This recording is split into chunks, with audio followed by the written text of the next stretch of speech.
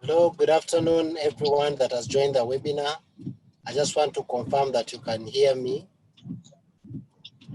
Good afternoon. We can hear you.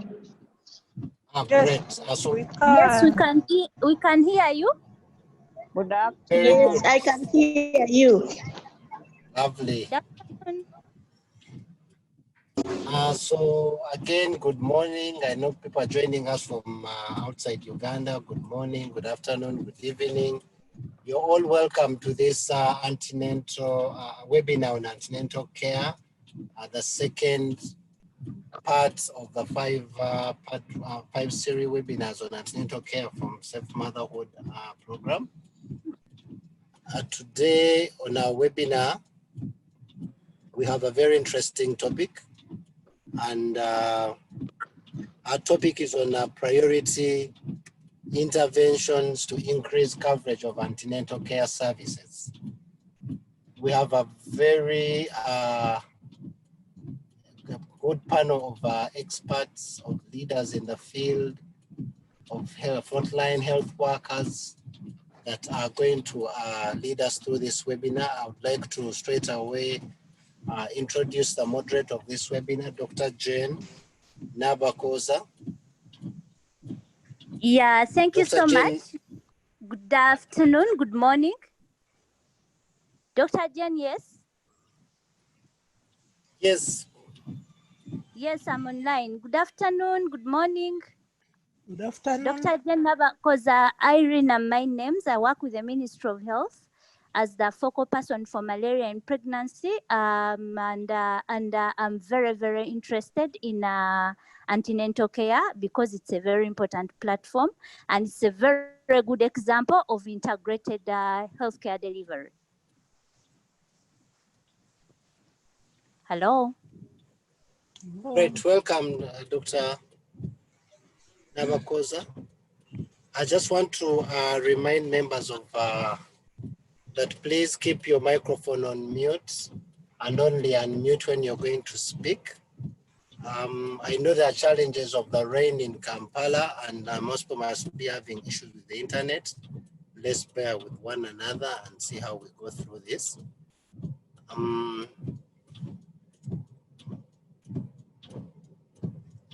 So I wanted to introduce the first speaker, but I don't know if Dr. Jane Nabakooza have something to say before we move right to the first speaker for this webinar.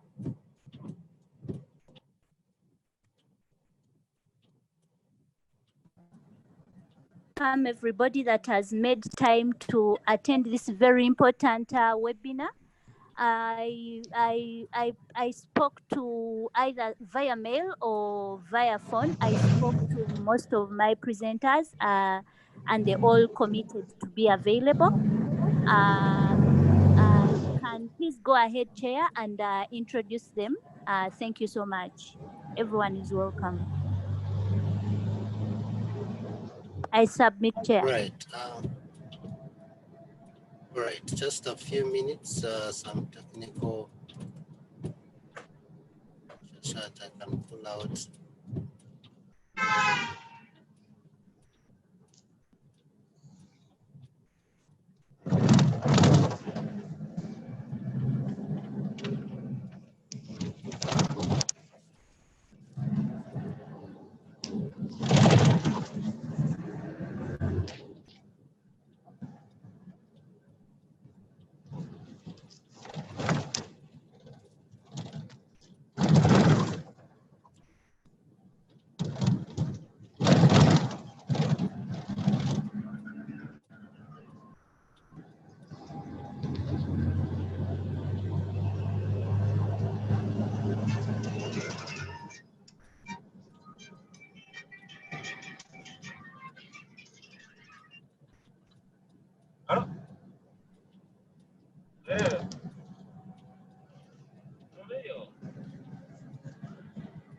Kindly unmute your microphones.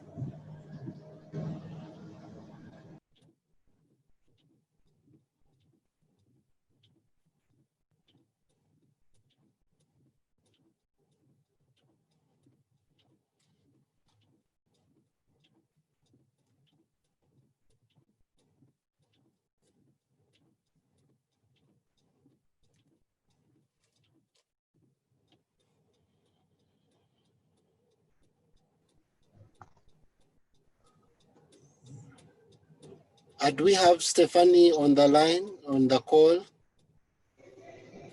Yes, hello, I'm here. Great, Stephanie, I was trying to look for your bio. I'm not able to pull it out at the moment. I would like you to go ahead and switch on your video, introduce yourself, and I think we'll move right after that into your presentation. You can share your screen. Okay, great. I didn't realize I was going to be the first one up. I feel quite honored. So good afternoon, everyone. My name is Stephanie Suhowatsky. I work for JPIGO as an advisor, and I had the pleasure of being in Uganda last summer and just really loved the country. I'm really excited to be able to speak with you today. I had worked on JPIGO's first Group ANC project, which was a study that Gates funded in Kenya and Nigeria. And so I'll be sharing some of our learning from that work, as well as we've expanded Group ANC in other countries. Would you like me to continue to the presentation straight away? Or are we going to do some other introductions?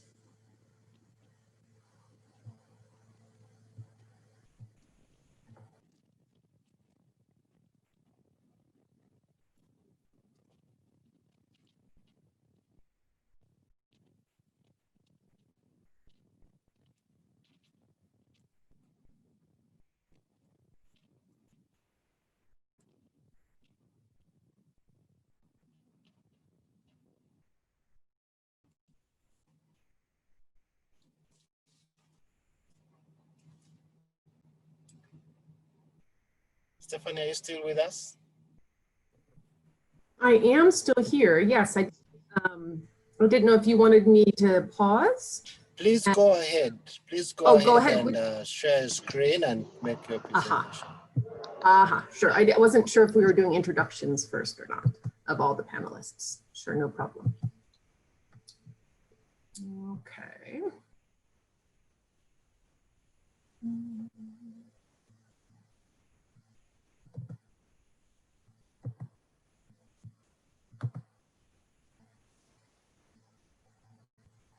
Okay, oh, hang on. Can you see the screen now?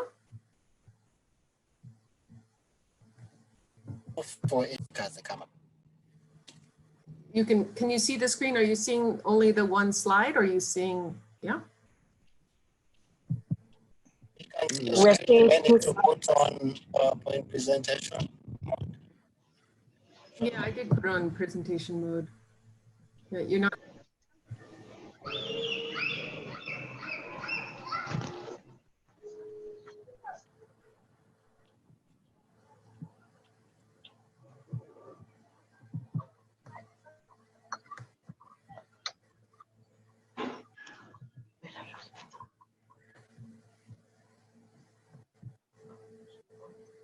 Sorry, I'm not sure. Are you're seeing or not seeing it properly? We can see it, but you need to put in presentation mode. Great. Yeah. It's working now? Yes, please. You can proceed. Great. All right, so thank you, everyone. I saw the topic of this session is about increasing coverage of ANC, and so Group Antenatal Care is a fantastic intervention to do exactly that. So let's talk for just a few minutes about kind of currently where we are with the current ANC experience in most countries. Typically, ANC is not giving a great return on investment for women or really health system. We have long waits, short visits, and not great coverage. So both the provision and the experience of care for women and for providers isn't great. And then we also see we're not getting the ANC coverage, the attendance that we'd like. ANC4 rates are still quite low. And as we are looking at the WHO 2016 guidelines, we're trying to increase, right, essentially double ANC contacts for women. And we're also not really getting the health impact, maternal newborn health impact. So currently ANC system that we have, or the way we're delivering care for ANC right now is not really. I also just wanted to kind of highlight, so in the WHO ANC recommendation 2016, Group ANC is included, but in the context of rigorous research. And so a lot of what's happening with Group Antenatal Care in Africa and in Asia as well, actually in South America as well, is really trying to develop a stronger evidence base. So there's a good number of studies on Group Antenatal Care in different contexts, looking to see if the US-based model can really be adapted and if it can be feasible and effective and acceptable in other contexts. All right, so why is there so much excitement about group care and Group ANC? I think the experience from the US, where the model originated, was that it really brought women back together, and it really improved their experience of care. So we know that it's really exciting because it really radically reorganizes the provision of care, and it improves the relationships, both relationships between the women and the provider, as well as among women who are going through pregnancy together. So it's a better way to deliver the care, and it's in some ways a better service delivery model. We also can see that it dramatically improves quality of the services as well as uptake. And we know that it empowers women and also providers. It creates a better experience of care, but we also can see increases in self-efficacy and empowerment. All right, so let's talk. I know there's some great experience in Uganda that MSH supported with the ministry, and I know we'll hear about that later in this panel. So maybe there's already some good experience Group Antenatal Care in Uganda, but I'll just go through a few basics. So one of the things that's really important is that this is an alternative service delivery model, but it really still is antenatal care. Women are still getting the service and the private consultation from an ANC provider, even in the group meeting. So it still counts as an ANC contact or an ANC visit. And even though we're meeting in groups, it's not to be confused with those lovely group health education talks that often happen when women are waiting for ANC. So this is definitely ANC. It's a facility-based intervention. So, lots of countries have some really great participatory action cycles and community-based women's groups. Those are fantastic, but it's a different model. This one really does occur in the facility. So it's distinct from those groups. And the other thing that's important when we're thinking about group antenatal care is that we really need to have enough women coming in early enough for ANC1 to be able to form groups. And so this is one of those criteria for understanding how feasible group ANC is in a context. Okay, so the way it works is basically women come in for their ANC, and if they're early enough in their pregnancy, and depending on the model, that could be around 16 weeks, 20 weeks, 24 weeks. At ANC1, they have their regular checkup, and then they're offered the option to join Group ANC. And then based on their gestational age, they're assigned to a group, and groups, we tend to like groups around 8 to 12 women.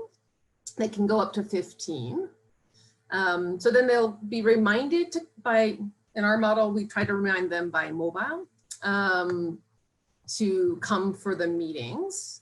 And then they would turn up at the facility at a designated day and time to meet a provider and a group of women. And then they would continue to come back for subsequent ANC contacts or visits on a schedule with the same women and the same provider.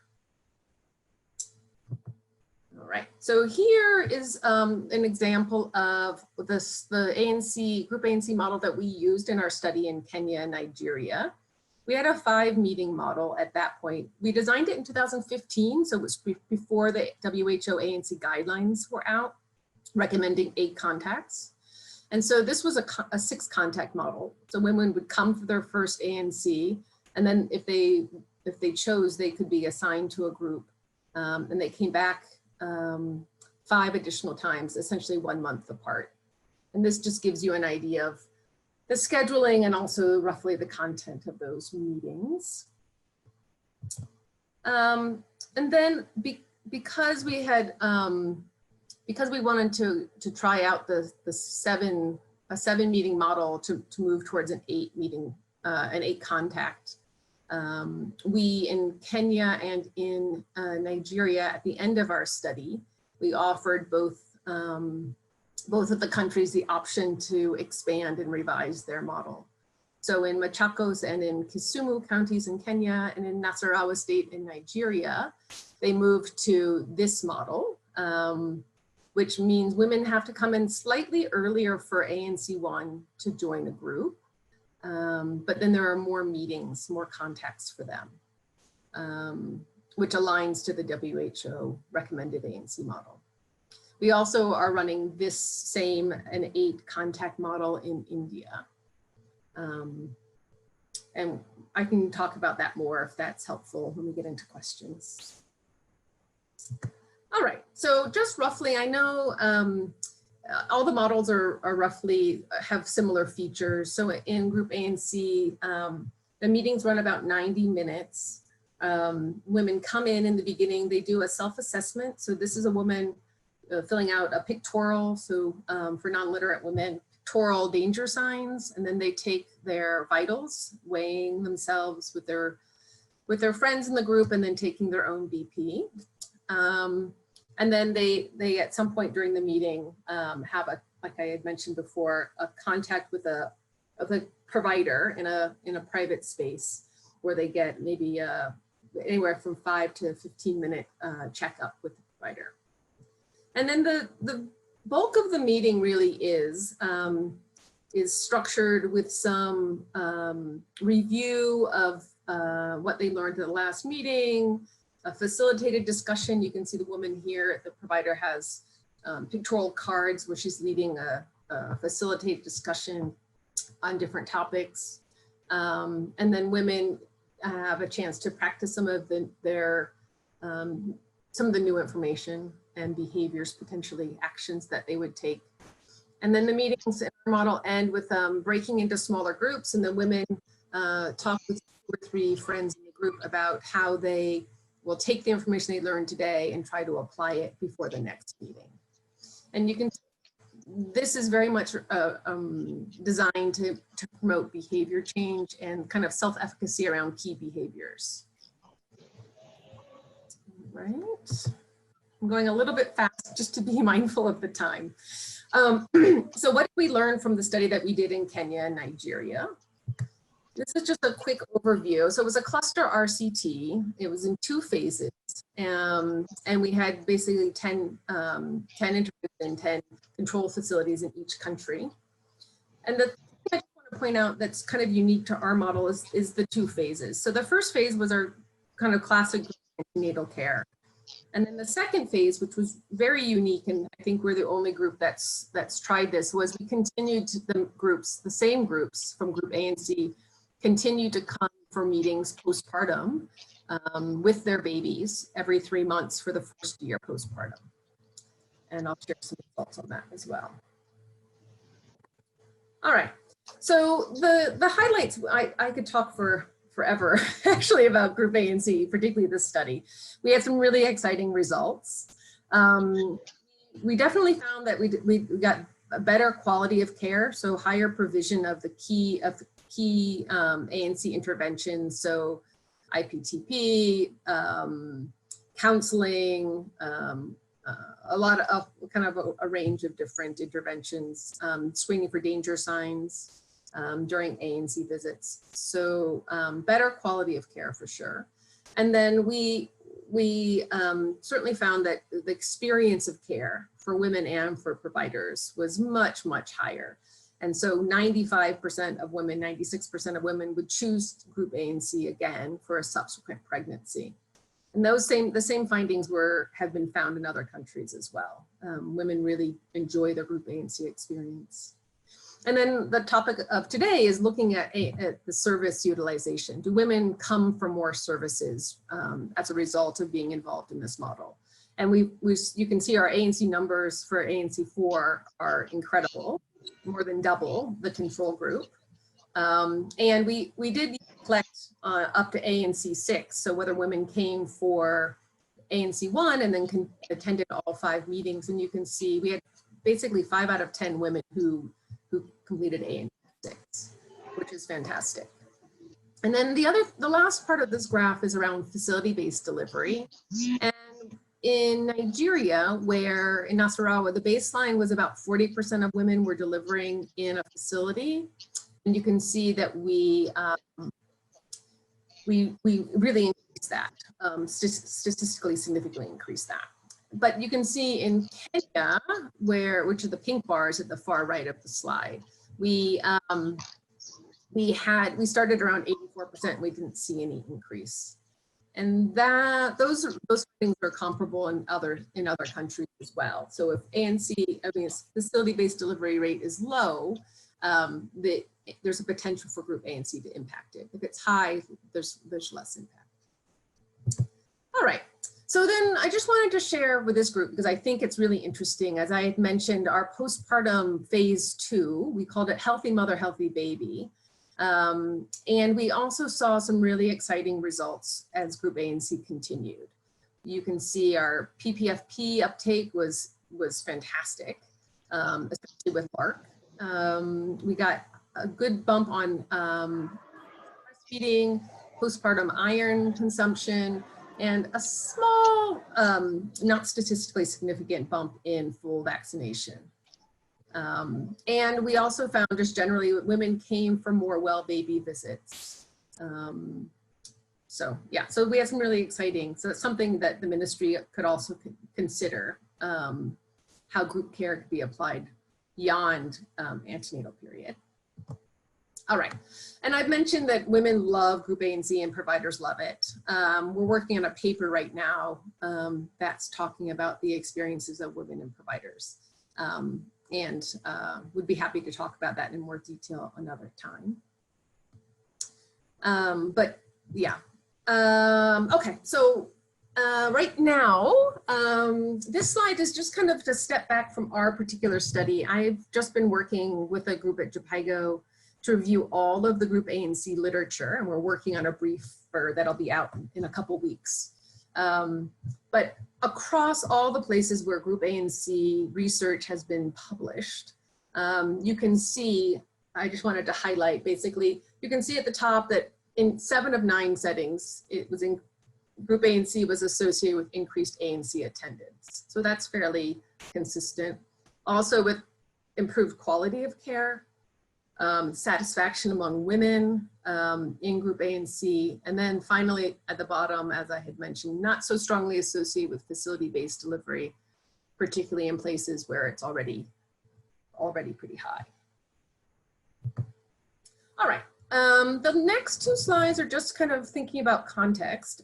Since you already have some great experience in Uganda with group ANC, just wanted to highlight here.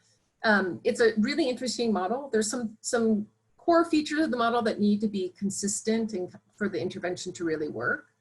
But we found in different places we can adapt it for different locations, for local context. Like we've just wrapped up running group ANC in Afghanistan, and it worked really well. There was a focus on antenatal depression in that particular model. In Benin, we're working on looking at IPTP3 coverage. And then, like I mentioned, in Kenya, Nigeria, and in India, looking at ANC8. Because it's, in the WHO context of rigorous research, I think for places interested in group ANC, you need to just think about the time that it takes to implement it fully and the interest in testing and learning on the intervention. There's some of our learning around which facilities it tends to work better in terms of space and staffing. And then finally, there's some concerns these days with COVID context about getting pregnant women in particular into group into a group care model. And so depending on the local context for COVID and the kind of the level of resources in the facility as well as space availability, to do some meetings outside, and all the facilities have an outside pavilion. So we'll be running our groups in that outside space. So there are some space considerations or COVID specific considerations. All right. And then just kind of to highlight, if in Uganda you get excited about expanding from the MSH experience and you're thinking that you really want to learn more about Group ANC, there's a group of researchers, including Jupaigo and some others who, have tried to cultivate a list of what we don't know yet, where we want to learn more. And so this is just a summary of some of the things that we're quite interested in to see how Group ANC can potentially address some of these points. Like other health outcomes, particularly perinatal mortality, also looking at male engagement, potentially adolescent-only groups for Group ANC.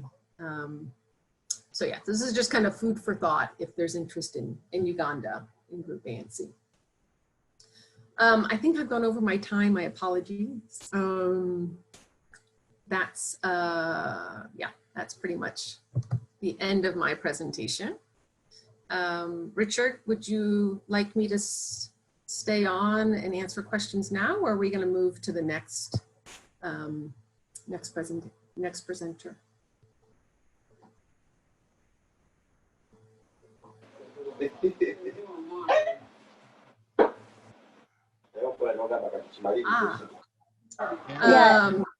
Yes, go ahead. Oh, sorry, Jane. Go ahead. I don't know what has happened to Richard. Richard, are you on? Yes, I'm on. I was giving you opportunity to lead. Yeah. Can I take over? Or you okay? Yes, please go ahead.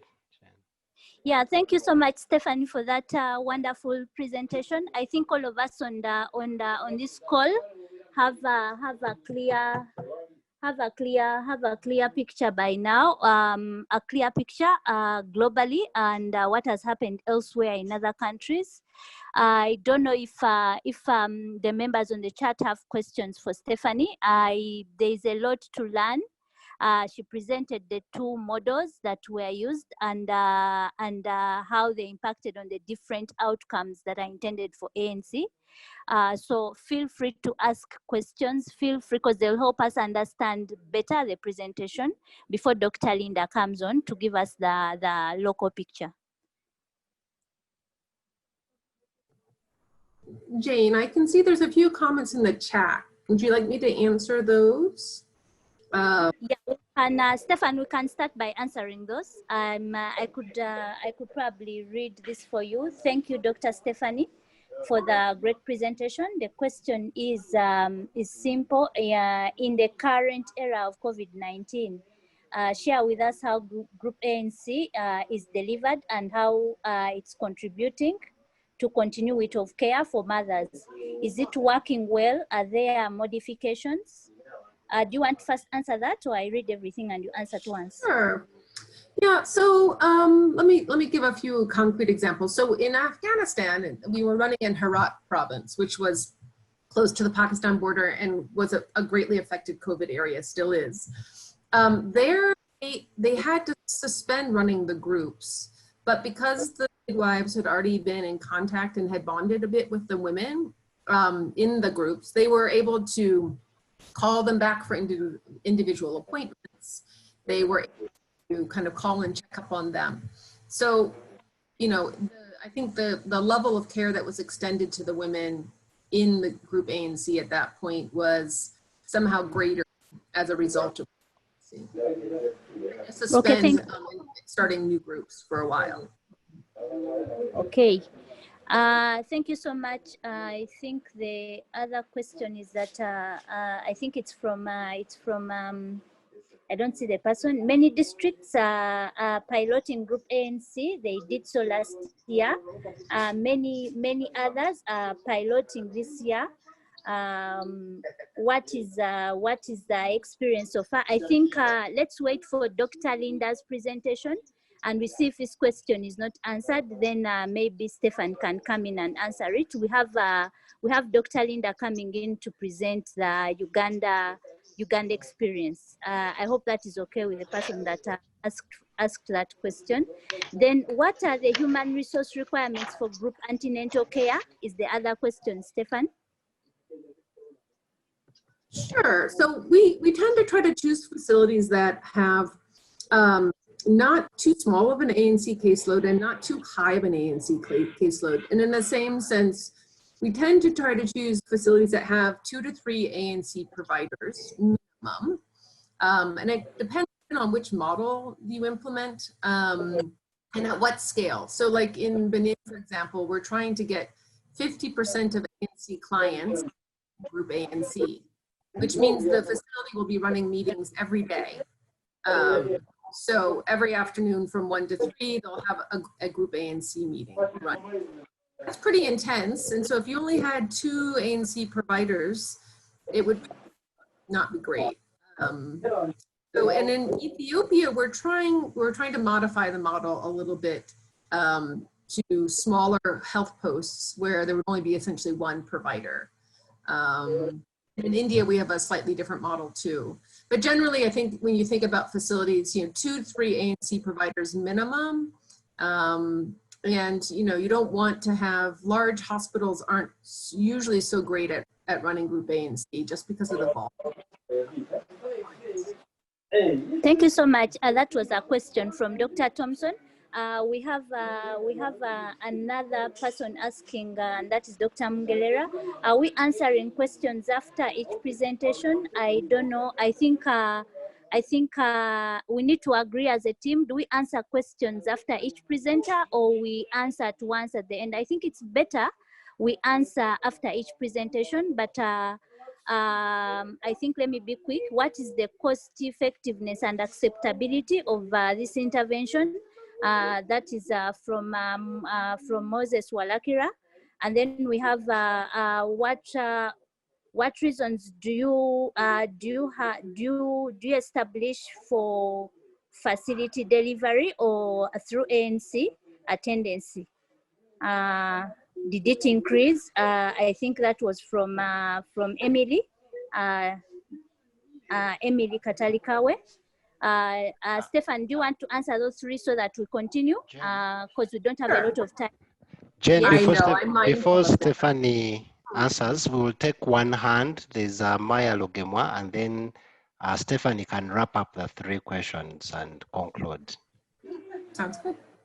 Yes, Maya, please go on and ask so I can answer that one. Thank you, Jen, and thank you, Stephanie. Yeah, thank you, Stephanie. I must apologize. I joined the presentation a little bit late, but in view of the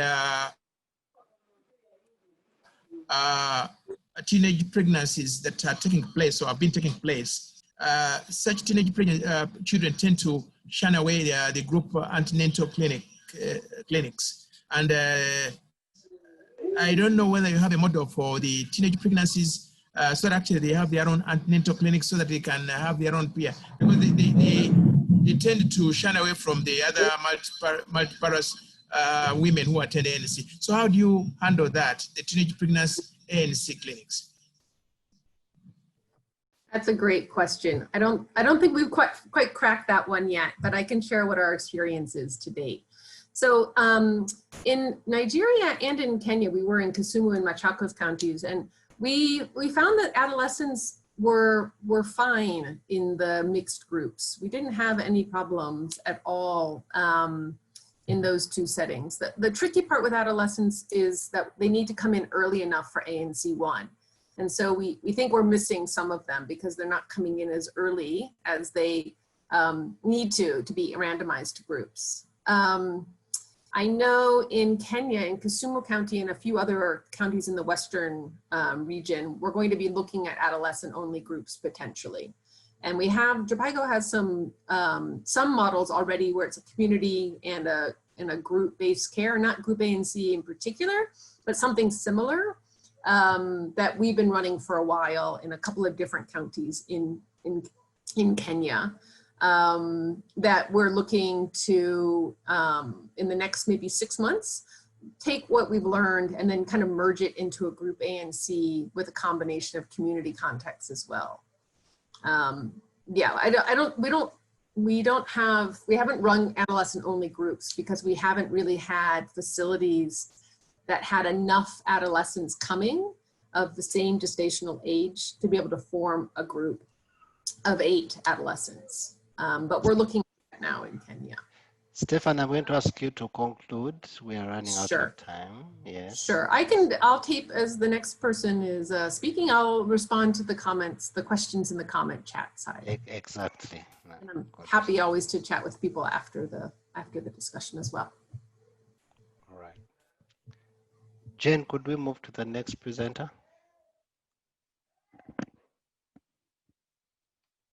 Dr. Linda, are you there? There. Yes, you could introduce yourself and go right ahead to your presentation. Thank you all. I am Dr. Linda Nabitaka from Ministry of Health. I work with the AIDS Control Program, and as part of our initiatives to improve adolescent care within the PMTCT program, we implemented first a pilot for group antenatal care, which we are now trying to scale up. So I will be talking about the Ugandan experience. First, we identified that there's a big problem for both HIV and teenage pregnancy, with a lot of issues within the adolescent girls and young women. High HIV, comprehensive knowledge of HIV, low condom use, and then we have the high teenage pregnancy, early marriage, and so basically there were a lot of issues with our young girls. Then in 2018, we had an assessment for the country from WHO on whether we were achieving EMTCT targets. And they found that we had some issues with our EMTCT program and reproductive health. There were barriers to access to EMTCT services by some groups, especially adolescent girls and young women, as well as refugees, and that retention in the service cascade for PMTCT was not very good for adolescent girls and young women. In the same year, we've been conducting a PMTCT impact evaluation, and it showed us that maternal-to-child transmission rates for HIV were higher among young women, 15 to 24 years. We also found that a number of those young girls, 10 to 19, had never heard of the PMTCT program compared to the older people. And then most of them, even when they're HIV positive, they don't get the necessary care that they need for HIV, for example, viral load. And quite a number of them were non-suppressed. Their viral load was non-suppressed. So we decided to focus more on the adolescent girls and young women. I'm going to skip a few of these slides, although you'll find them in the presentation. They were mostly talking about what we are doing as a country for adolescent girls and young women, just to show that the Group ANC is not coming in a vacuum, but we were realigning with other initiatives that were happening at that time. There was the DREAMS program that is for adolescent girls and young women, supposed to keep them HIV negative. It has been running. It ran for about 2 years in 15 districts, and now it's been scaled up to 19 districts. There's a DREAMS Light program that was focusing on integration of DREAMS activities within antenatal and PMTCT settings, and it provided evidence for group antenatal. And then there's the YAPS program that is for HIV positive adolescents, and then a Global Fund program, as well as other programs being run by the UN, including UNFPA and UNICEF. So a lot of the work that we are doing with adolescents is hinging on those different programs that are running. So Stephanie has already told us about the Group ANC model. It's a differentiated antenatal service delivery model. It is based on the centering pregnancy, which focuses on the different components of prenatal care that includes risk assessment, health education, and support, but all implemented within a group setting. It has already demonstrated better health outcomes, as Stephanie said. And in the first visit, people attend as individuals. They are later grouped up into different groups, and in subsequent visits, they come within their groups. So in Uganda, our group antenatal, the particular one that I'm talking about, which we ran as Ministry of Health, we were forming groups of about 6 to 12 mothers, and Stephanie already showed us that it can be between 8 to 12 in other countries. Our model targeted adolescent girls and young women, 10 to 24 years, because of the problems that we had seen earlier. Our groups are mixed, both HIV positive and HIV negative, in order to avoid stigma. Our entry point is the antenatal clinic, because we want to influence the choices right from the beginning of antenatal throughout delivery until postnatal care. Facilitation is run by a midwife or sometimes a nurse, assisted by a peer who is an adolescent or a young woman. Pregnant women learn within the group, share experiences, and also exchange information. Mothers also participate in their own care through supervised self-care activities. For example, they take each other's weight, they do the mid upper arm circumference, height measurements, and other simple examinations that they can do. They do them for each other within the group. Then they undergo individualized care with the midwife. And then strongly, we link to community structures, especially for socio-economic support and other support beyond the health support. And mothers stay within the groups for 12 months for the HIV negative mothers, and then 18 months for the ones that are positive, until the baby has been discharged from HIV exposed infant care. So the way we went about it, we developed a concept after the evaluations that I talked about, and then we presented to the MCH cluster for buy-in and approval. We did a baseline assessment of the 33 sites which we had selected to participate in the pilot. We developed tools, we developed a training curriculum, and then guidance on how the group antenatal will run.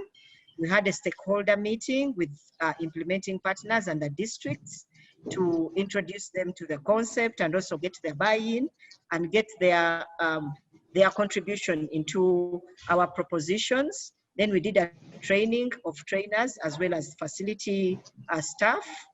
We supported equipment for the facilities to make them adolescent friendly.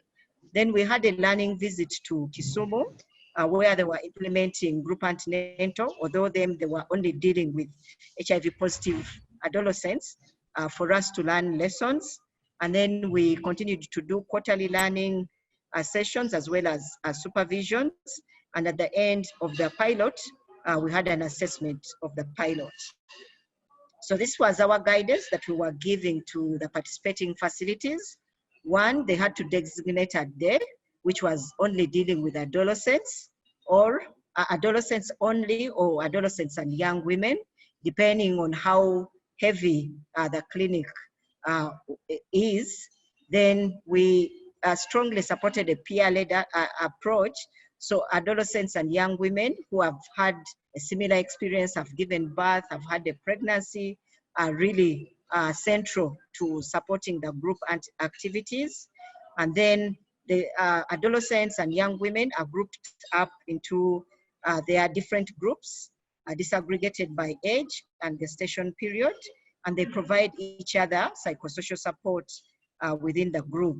And then we link them to other services in the community. And that's why we did mapping for programs that were running adolescent programs, including Dreams and YAPS. So we link them to other available services, including GBV support. This is again just a pictorial view of how our services were running. They have a peer-led mother support groups, group education, then we have self-care, and then we have individualized examination by the health worker. And then we do a lot of support through the tele.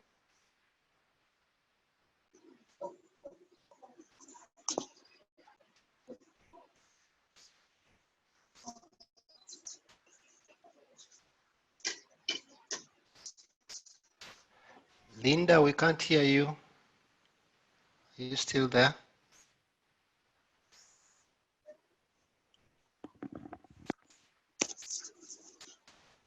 Linda, we can't hear you, Dr. Linda.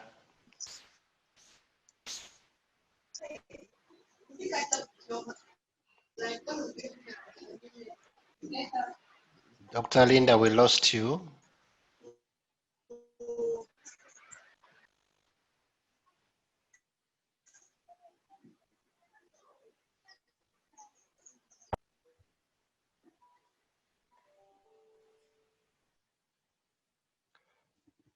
Sorry, I think we lost Dr. Linda.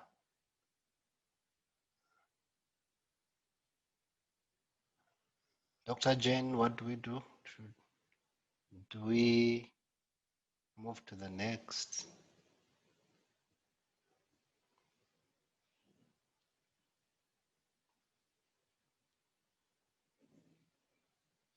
Hello?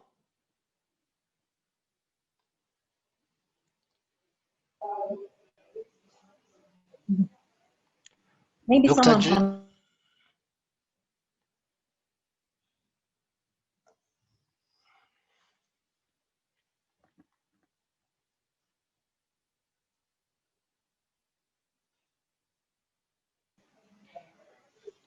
Dr. Kajim. Is John on the line? John from Malawi?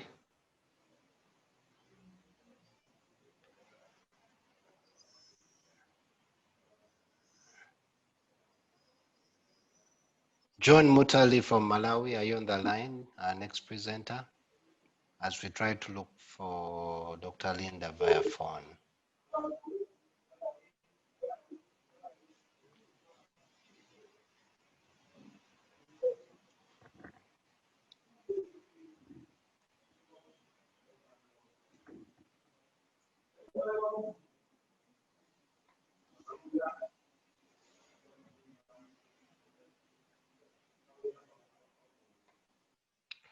Okay, is Benjamin online?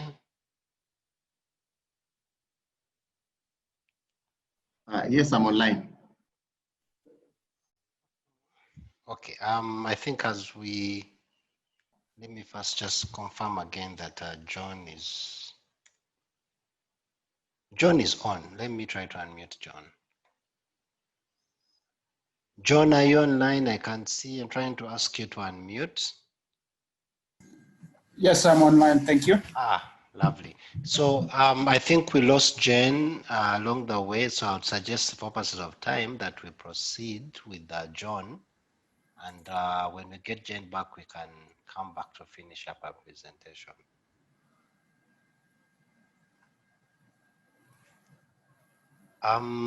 So we wanted to finish the Group ANC experiences, but unfortunately we're not able to. So we'll move into the next topic around task shifting for antenatal services, an experience from Malawi. And I would like to invite John to introduce himself and proceed with his presentation. Okay, thank you. My name is John Munthali.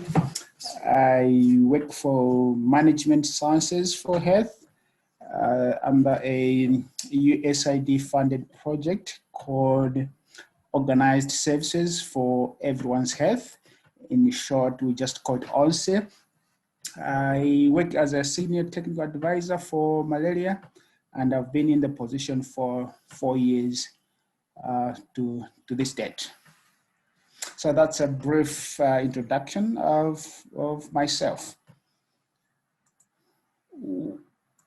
Well, I was asked by the PMI local office to share our experience in trying to task shift. And John? this was, yes, hello? John, sorry to, since you've not yet gone into the presentation, I see Linda is back. Okay. Can we allow her to finish? I'm sorry. No problem. So that we don't lose the track. Yeah, Linda, you're welcome. Back, please go Okay, ahead. thank you. Sorry about the internet issues. Let me run through the rest of the slides. So this is a picturesque one of how the self-care activities were running. The young girls are supporting each other to do some of the activities at the site. And this is the including health education, self-care, discussions, and then they go in for individual care, and then they continue through the other facility services. So what we learned from the pilot is that use of peers is very critical. It is important to select a group ANC focal person and to allocate someone to support the group ANC activities. Display of return dates is important. The young mothers really enjoyed the self-care activities, and then pairing the mothers, even within the group, you pair each of the mothers, and that supported them further to give support to each other. And then it's very important to allocate specific days to the young mothers. That way, they are able to attend without fear. We also, from the pilot, we found that group cohesion was not done very well and it needed to be supported. Active follow-up is very important. Linkage to other support, including obviously care, was very important. Coordination between education, department, community at the district and health was very important.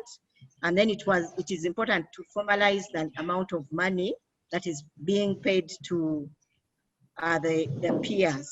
We also expanded our package to include violence prevention, family planning, economic strengthening, and give different group options, and then peer psychosocial support.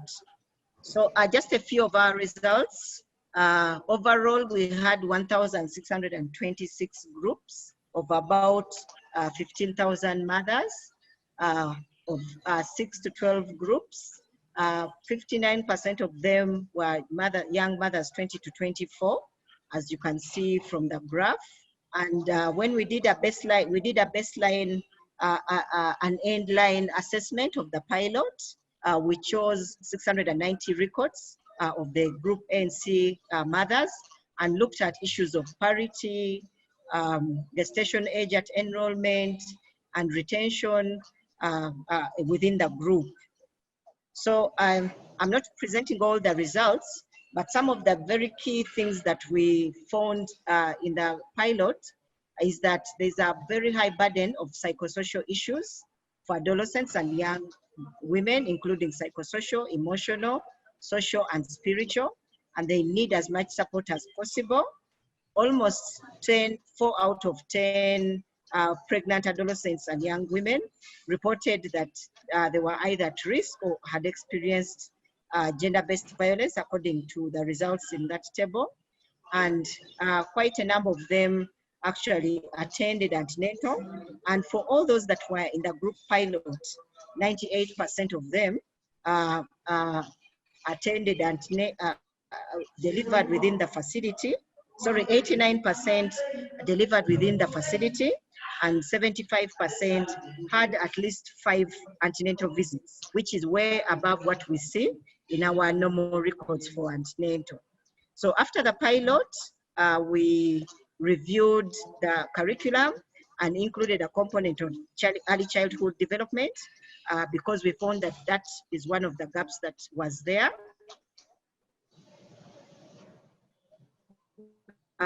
We don't improve the service package and also control economic support as well as GBV support. We trained a team of 90 national trainers, as you can see in the pictures. And presently, we are doing scale up through virtual trainings as well as site-based trainings. I think we can't end without talking about the effects of COVID on the group antenatal. At the beginning of the lockdown, group activities were halted, and we were also not able to conduct trainings as well as mentorships. We knew that women and girls were facing transport challenges. We've also had reports of high teenage pregnancy within this period and an increased number of GBV cases. What we were able to do, we included a guidance on how group antenatal can run even within the COVID period, and we put this as part of the HIV prevention services guidelines. So we encourage people to form smaller groups, but also observe a guidance for COVID within the groups. We held virtual support mentorship for our group ANC peers, went through with them through what are the difficulties they are facing, how they can support other pregnant adolescent and young girls. And then we supported them with funds to have phone calls to their peers as well as home visits. Then we have also been conducting facility-based trainings within some of the regions like Greater Masaka and the Northern. And then we conducted virtual trainings for Western region as well as West Nile region. So in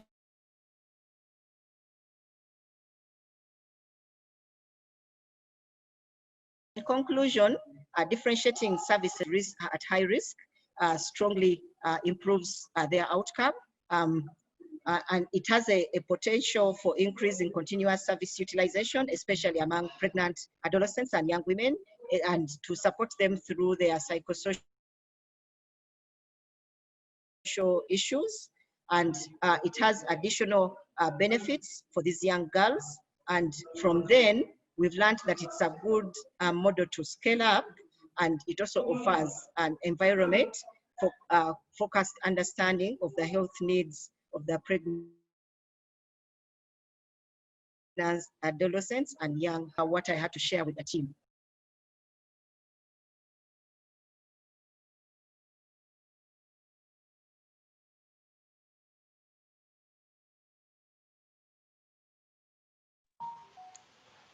Thank you, Dr. Linda. Dr. Jen, are you online?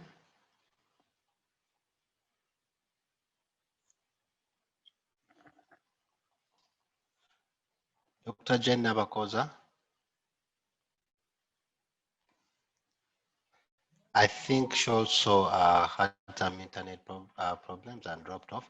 Thank you, Linda. We didn't want to carry this to the next topic, so I would like to, if there are any questions or comments to Dr. Linda, we can conclude this here before we move to the next topic.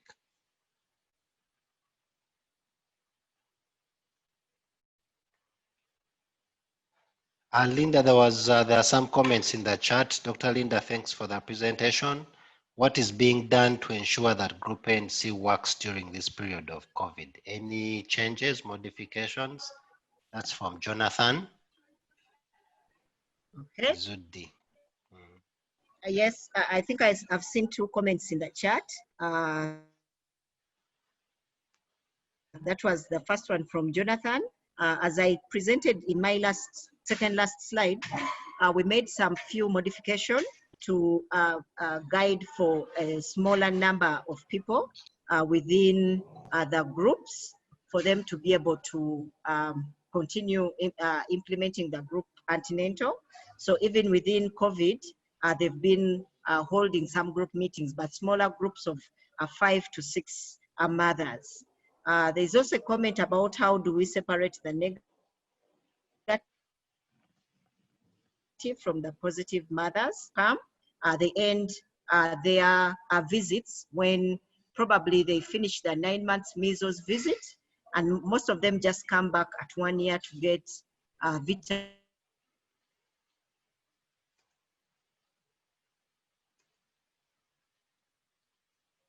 vitamin A and deworming, so we cannot control to the facility. However, the positive mothers have to continue with the care for the exposed infant. So within the groups, we offer the negative mothers services until the time they exit out of care, and then we continue with the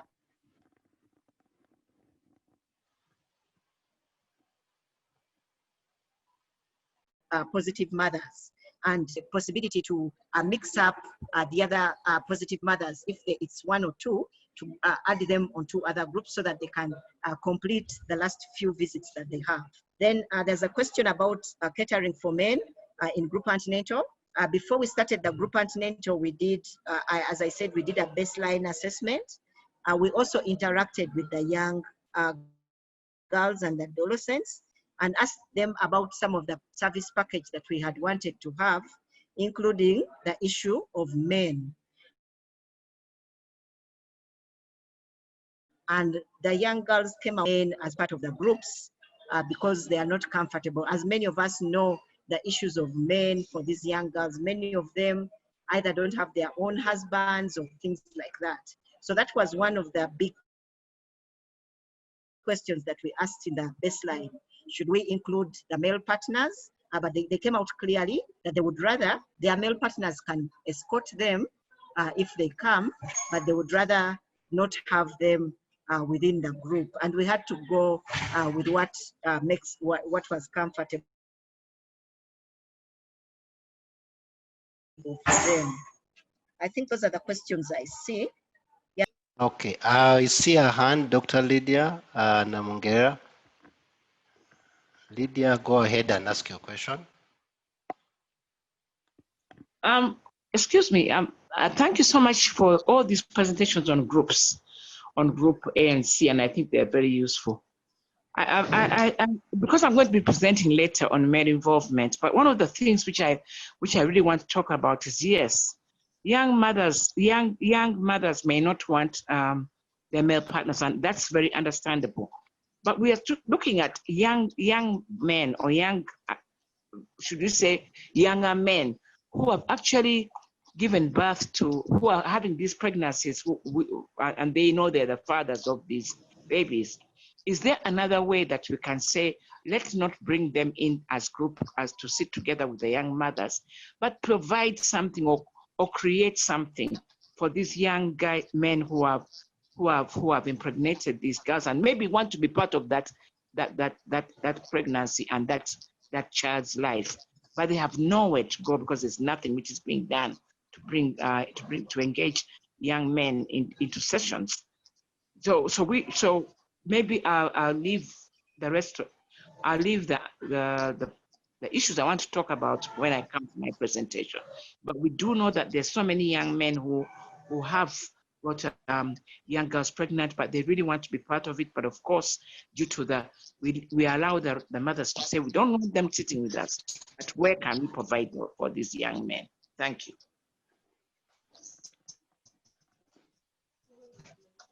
Thank you, Dr. Lydia. Your comment has been noted, but also to say that even when we implement Group Antenatal, we do not forget the other initiatives that are running as part of the guidance for antenatal in Uganda, including issues of male involvement.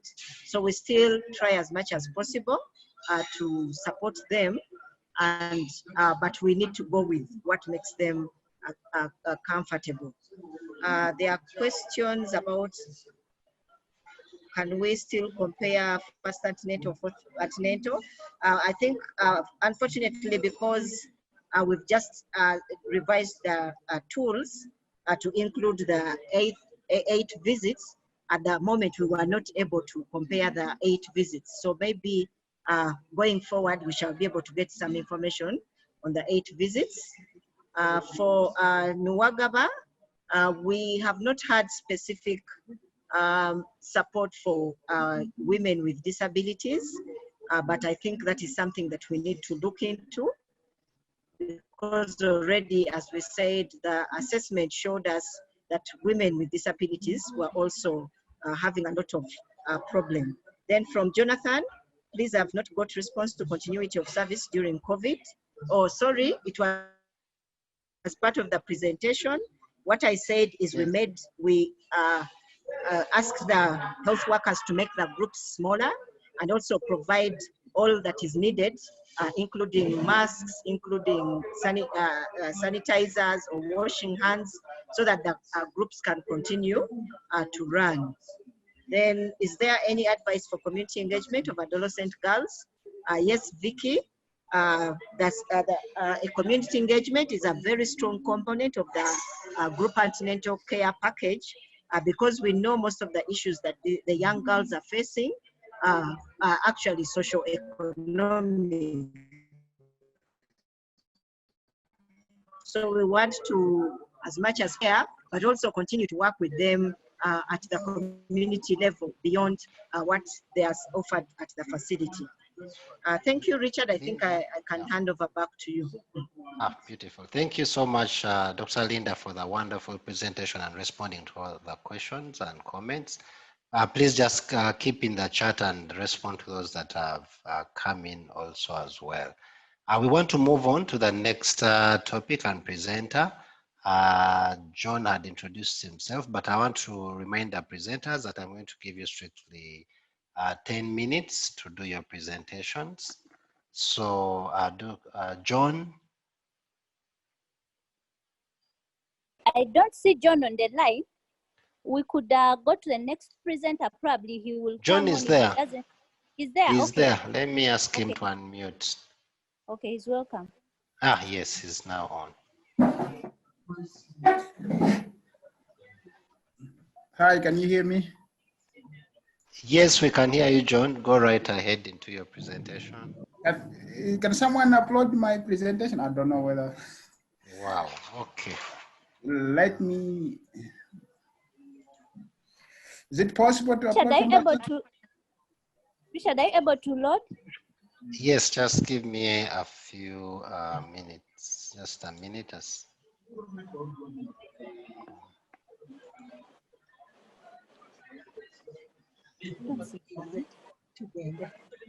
Oh.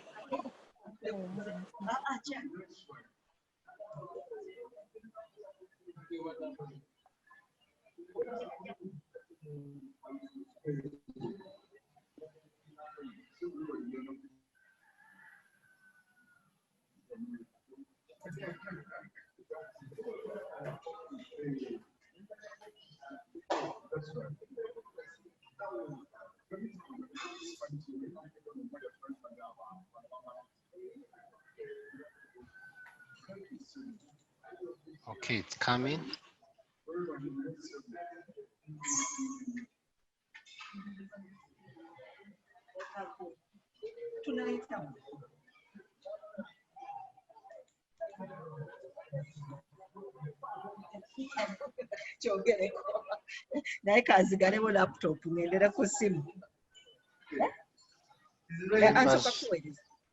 Members, please unmute yourselves.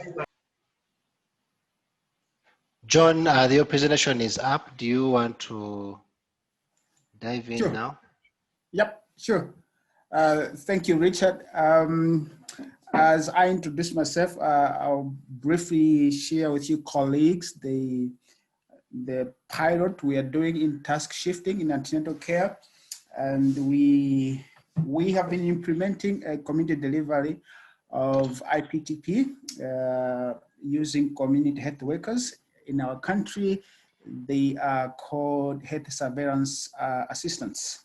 So the pilot started in 2018 and ended in July this year. Next, please. Richard, next slide. Well, just briefly, I think we know in most sub-Saharan countries, access to preventive measures is a major problem.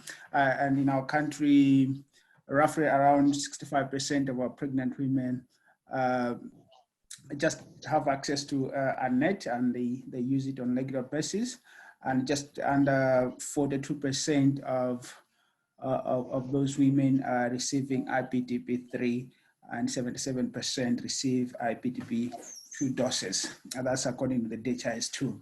So the question was, can community health workers provide IPTP to pregnant women in their communities or in their homes? So in this feasibility study, we were looking at it, whether it's possible, it's feasible for HSAs or community health workers. Is it feasible for them to administer IPTP, and would that lead to an increase in IPTP 1, 2, 3, 4? But at the same time, we did not want to affect the NC attendance. Would that increase NC attendance 1, 2, 3, 4? But also we were mindful of the revised WHO guidelines that is advocating for 8 visits. So we wanted to see whether those would increase. The specific objectives are the ones that you can see, but I think we wanted also to look at the level of safe delivery by our community health workers, and also look at what are the factors that may affect delivery of IPTP at community level, as well as what would be the incremental cost associated with the use of community health workers in providing IPTP at community level. Next, please. Well, this was a randomized trial that was being implemented in 20 health facilities in 2 districts, one up north and the other one down south. The one up north has a moderate malaria burden compared to the one that is down south that has a high malaria burden, with IPTP3 coverage slightly just above 26% in those 2 districts. Next, please. Well, I mean, at the beginning, the biggest challenge that we all understood is how we wanted to understand how women can receive some doses of IPTP at community level. We were mindful of the obstacles that women tend to start NC late.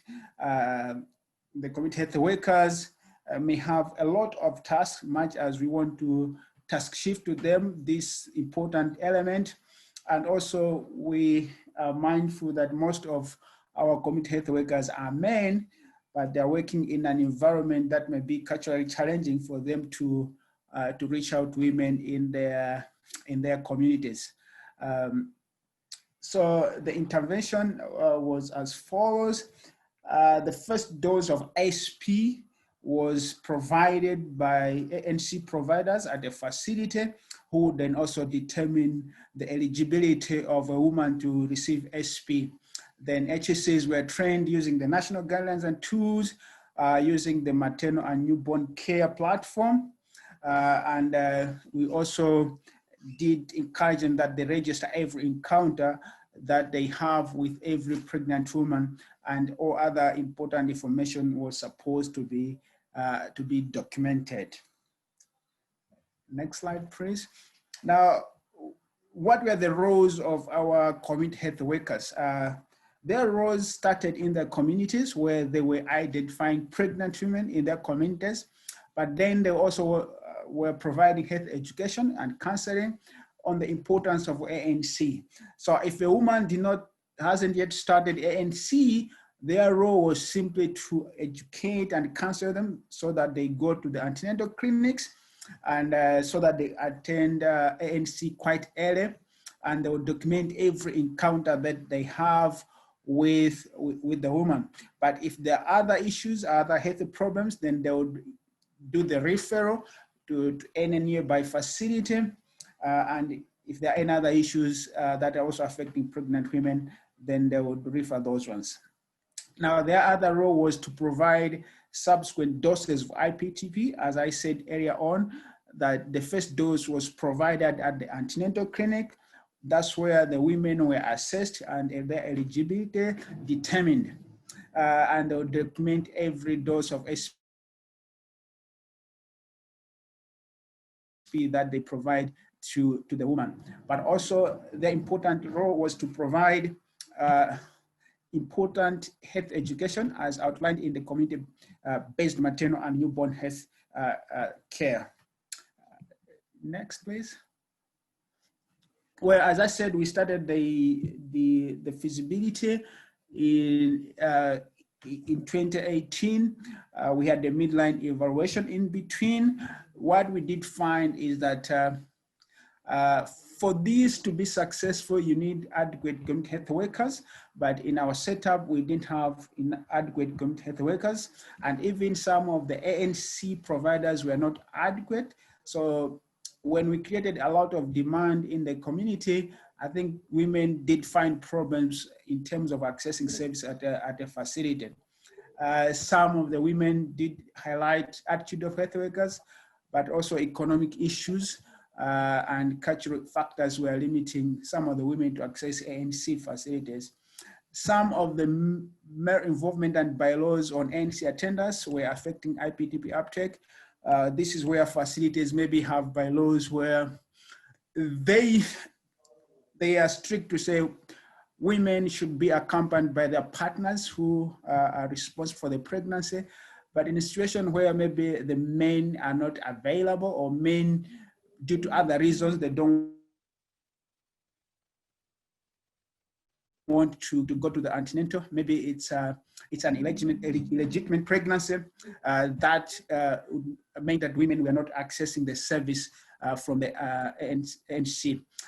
What is more important in this feasibility study is the follow-up visits that these community health workers were supposed to do, but due to the fact that they have a lot of tasks that they do, they were unable to make those follow-ups.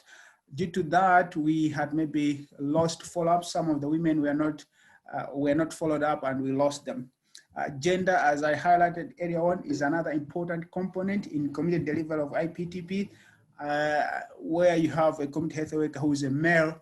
It becomes really difficult for them to go maybe to a household, which is maybe all female headed, to avoid some suspicion. So those are some of the issues that did come out.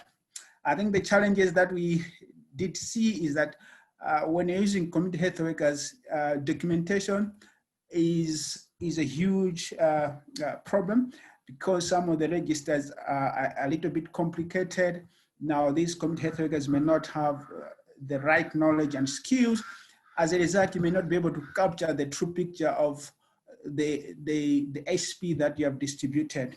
Follow-ups is a big challenge, as I've already highlighted, but also there are problems with the link between the ANC providers and HSAs. ANC providers may identify pregnant women. Instead of them linking them with the community health workers, they wouldn't do that, and that HSAs may not be able to follow them up. We also know that in some countries, pregnancy is a sensitive issue. So women would normally hide their pregnancy up until maybe it's around 20, 24 weeks, which is a little bit late for them to start ANC and get SP. So in short, because the feasibility study is not yet through, this is what we can present at the moment from Malawi. Thank you, Richard.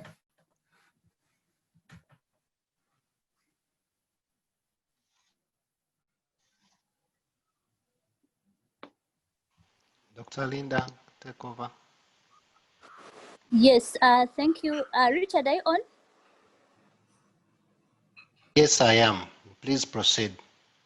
Yeah, thank you, Doctor. Thank you, John, for that presentation. I think for purposes of keeping time, let's have the two remaining presenters present do their presentations, then we can ask the questions at once. Please keep sending your questions in the chat. We shall pick them, and presenters, please look there to pick your questions. Dr. Benjamin, are you on? Can you load your presentation, please, and we start? Benjamin? Yes, I'm on. Yes, please load your presentation.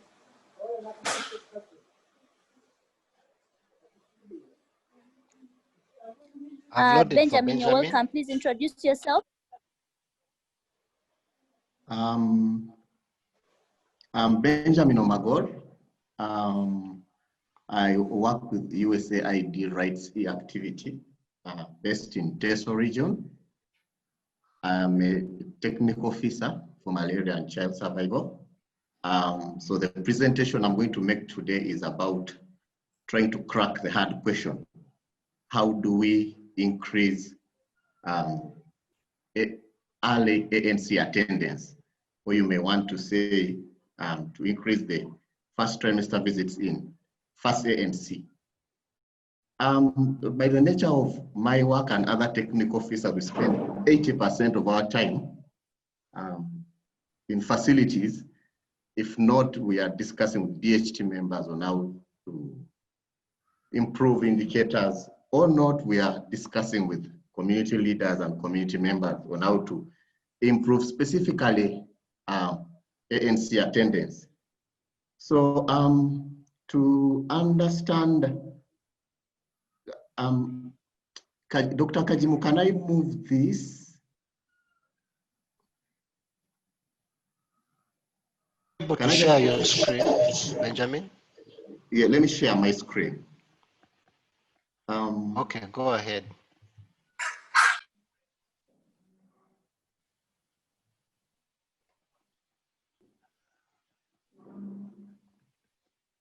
Okay, we're here. So to understand the reason as to why mothers are coming. Benjamin, could you switch off your video? Okay. So that we can, yes, that's good.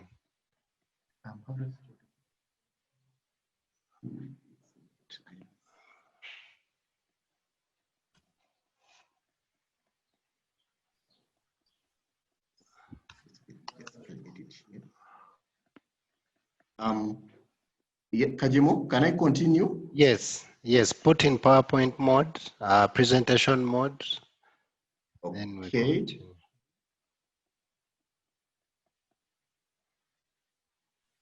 So can you see me clear now?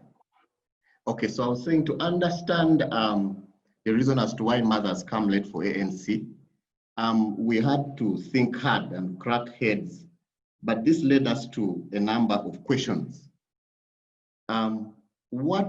How do health providers, or what do health providers understand antenatal is? And the other question is, what does a mother think antenatal is? And how does the community actually think of antenatal care? So when you ask these three questions, a number of interesting findings come across. So number one, we found out that healthcare providers think antenatal is about palpation.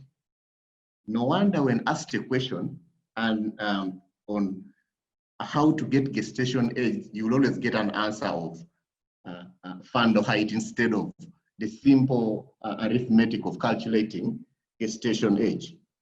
Other health workers who specifically are not midwives think antenatal care is the responsibility of the midwife. And that is as much as they really don't want to associate with it. Interaction with mothers showed us that mothers think antenatal care is about booking. So that in case there is a problem, they are able to access care in a facility. And on the other side, the community members think antenatal is about swallowing medicine. If Baganda here and you ask your village auntie, she will tell you, ngenda kumira dagala. In Ateso we say, alosinga emate care. So you can clearly see that there is a problem from the very understanding of what antenatal is. So basing upon this background, we decide to delve deep into the ANC paradox and understand it more. So we asked health workers, do you really think women come late? And believe me, every health worker in all facilities we've been to will blame the mother. That it is true, all mothers come late, and even the data shows it. So we decided to do an analysis of a number of ANC-related indicators And they reveal very interesting findings. So number one, we looked at laboratory HCG tests. We noticed that very many HCG tests are done in all facilities that are able to do HCG. That means health center 3s and above. And quite a number of HCG positives are actually recorded. When we looked at the OPD data, we noticed that women are actually seen in early pregnancy in ANC. Definitely all these HCG positives are not women who came with bulging tummies. So interaction with the OPD team also tell us that we see these mothers, we do the test, they get positive and they go back home. So we found out that actually OPD, mothers come to OPD not because they are coming for antenatal. They come to OPD because of the nature of early pregnancy. The tendency to fall, the tendency to feel sick. If you just remember a little medicine about how early pregnancy, issues of vomiting, general body pains, being feverish, body malaise. And so women are forced to leave their homes to come to the facility, but they don't go to the maternity side. They go to OPD because they think they are sick. Now in OPD, the OPD team does well, identifies that this mother actually could have another illness, but also runs a pregnancy test because they suspect so. And after identifying this mother, the mother is left to go back without being linked to the ANC clinic. After giving a health education session in one facility in Katakwi, a mother confessed to us that that was her 6th pregnancy. But she said it was her first time to hear that she actually needs to come for ANC the moment she realizes she's pregnant. Now we are talking about a woman who is carrying a 6th pregnancy here. On assumption that the health workers are giving health education talks, this mother should have known better. But that takes us back to the understanding of the provider, that even the health workers don't clearly understand what antenatal is. So what is the strategy here? So we decide to reorganize this, and this is a strategy you don't need money for, because health workers are already doing these things, but we just needed to reorganize, formalize, and then institutionalize this practice.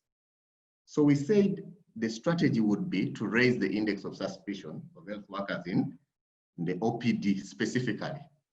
So then we would also ask health workers to screen for pregnancy by use of HCG tests.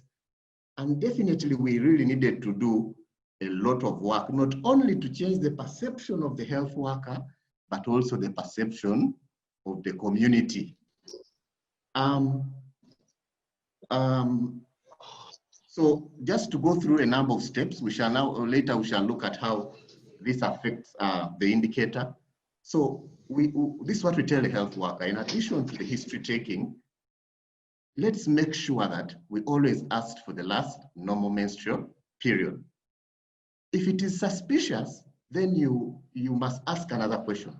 Of course, here we are looking at the other possible causes of amenorrhea. Number one on the list usually is if a woman is on a family planning method.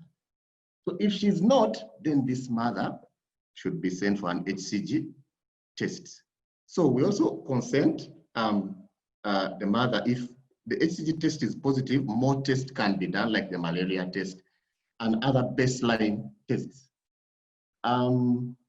Now, the second point is the most important, counseling and education on ANC. So having educated our health workers on what antenatal is about, they are able to explain to the mother that this is a service that is going to ensure that you and the baby are safe until delivery. And usually we tell them no mother wants to get a lame baby. So the moment you tell the mother that if you start early, there are some medicines we are going to give you. And these medicines are going to help build your baby so that at the end you have a healthy baby. And we usually encourage them to talk about the effects, for example, of not attending antenatal on a baby. And once a mother is told this, believe me, all these mothers have always come back. The other catch was when a mother is identified in antenatal care clinic, when we started in facilities, the clinicians or whoever, the clinicians in OPD would just send the mother to antenatal. Now, when we always followed up these mothers, we actually got lost. So we say that there should be a physical linkage. That's why the word escort is in bold there. So the mother is escorted and handed over to a midwife in ANC. Now, the women who are here, how many of you have ever been escorted by a healthcare provider? Imagine and this practice has really improved the relationship and the trust these women have with health workers. So upon arriving at the antenatal clinic, Benjamin, please move a bit faster. Yes. Let me just talk. So when the mother arrives in the antenatal clinic, we encourage the midwives to give them priority. Because remember, this mother didn't come to attend antenatal. She came because she thought she was sick. So we encourage that when these first ANC mothers are identified, they should be given priority. Of course, one thing we are now really looking at is making sure that we also target the second visit. So we encourage the health workers to make sure you schedule the next visit in week 13, as we see, as recommended by the new goal-oriented antenatal care protocol. When that is done, another point we noticed is there was an issue in documentation. You would get into a register and you find that the mother actually came early, but in the register, in the column where you're supposed to report that this mother came early, the wrong code is put. And so what happens at the end of, during summarization, making summaries at the end of the month, this mother is skipped when it comes to reporting.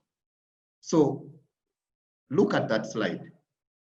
So in Jan to March 2019, we had, for example, in Amuria, they had over only 143 first trimester visits.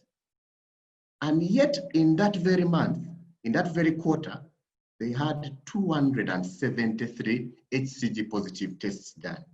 The question here is, where did the 130 go? Now these numbers grow when it becomes a region. So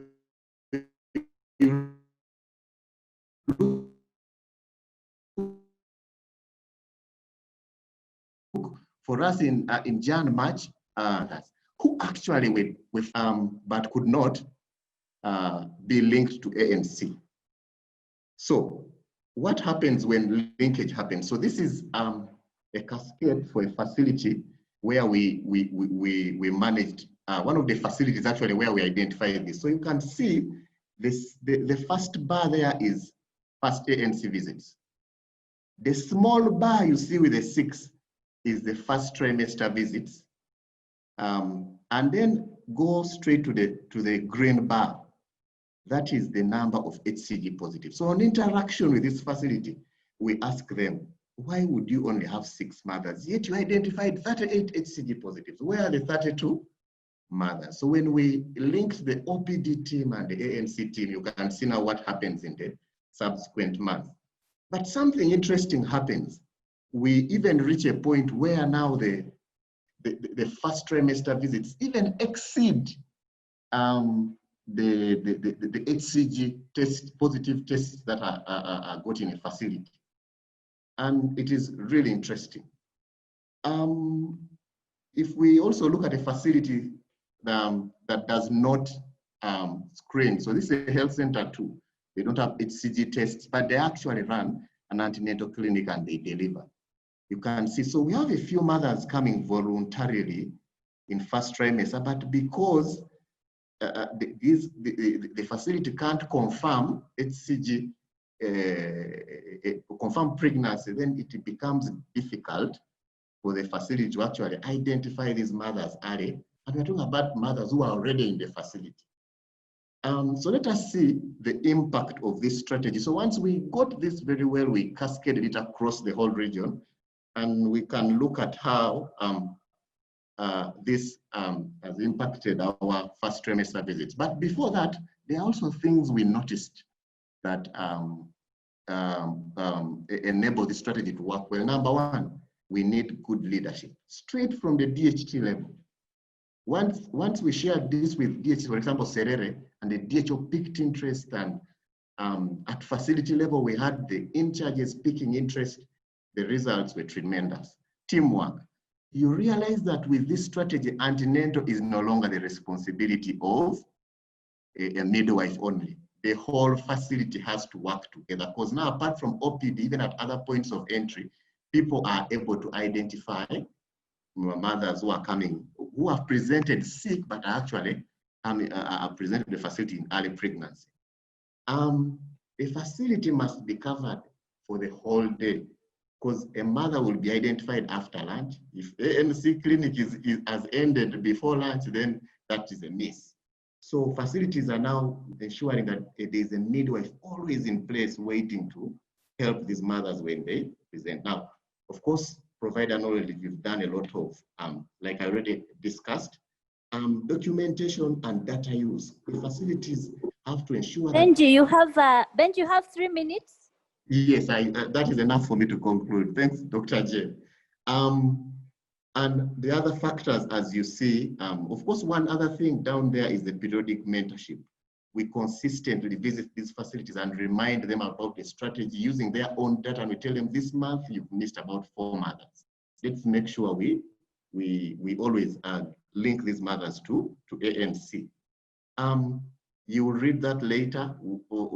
Because of RBF now, the health workers know that it is really essential and it benefits them to get mothers early in pregnancy. So they are becoming very creative. I quoted a number of facilities there, what they are doing differently really now to ensure that the strategy even goes beyond just OPD. So this is what it means to use this strategy. So if you saw, from as few as 89 mothers, Amure is able to go to about 600 mothers in first trimester. The national target is at 50% of our ANC in first ANC should be in first trimester, and we are headed there. We are very optimistic. We think this will work.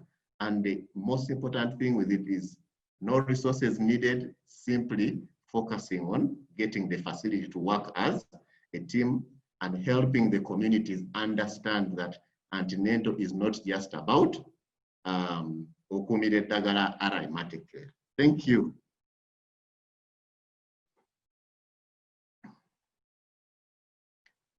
Dr. Kajima, I'm done.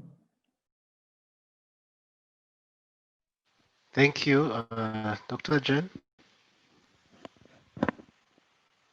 Yes, thank you, Dr. Richard, and thank you, Benjamin, for the wonderful presentation. It's very informative.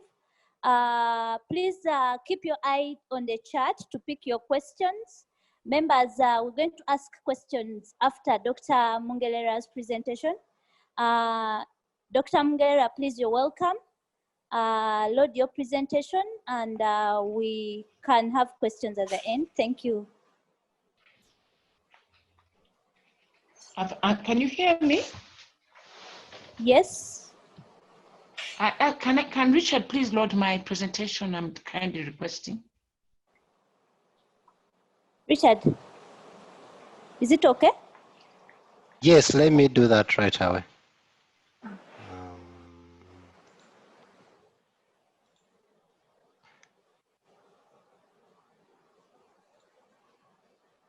There you go.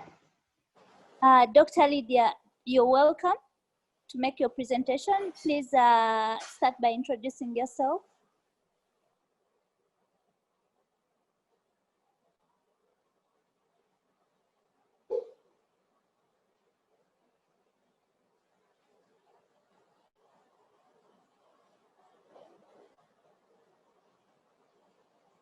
Dr. Mungherera. Dr. Mungherera, you're muted. Can you see me now? Yes, you can. Let me just unmute. Thank you so much for inviting me, and as usual, This topic of engaging men usually comes at the end of all presentations. I hope people are not too tired, being one of the most important issues, which I see, having listened to all the presentations. There are a lot of issues which relate to the support and engagement of the male partner. Most of these mothers are living together with their partners, and a lot of the decisions that are made within that relationship, within the family, are made by the man. Okay, let's move on to the next one. Next slide, please.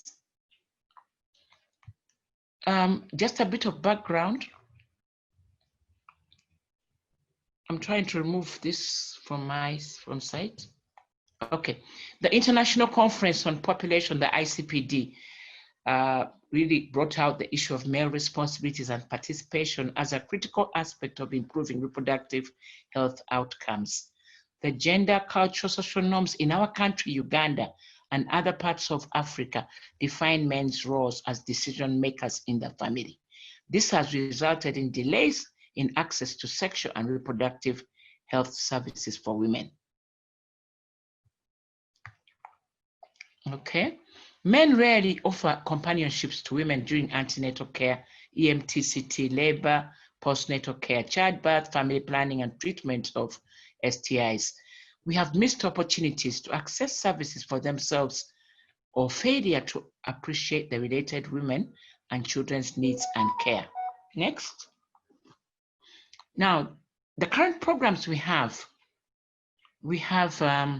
couple counseling and testing in HIV programs, and as a proportion to, and we only have so far, what has been measured is 27% of men tested as a proportion to women in ANC, January to June.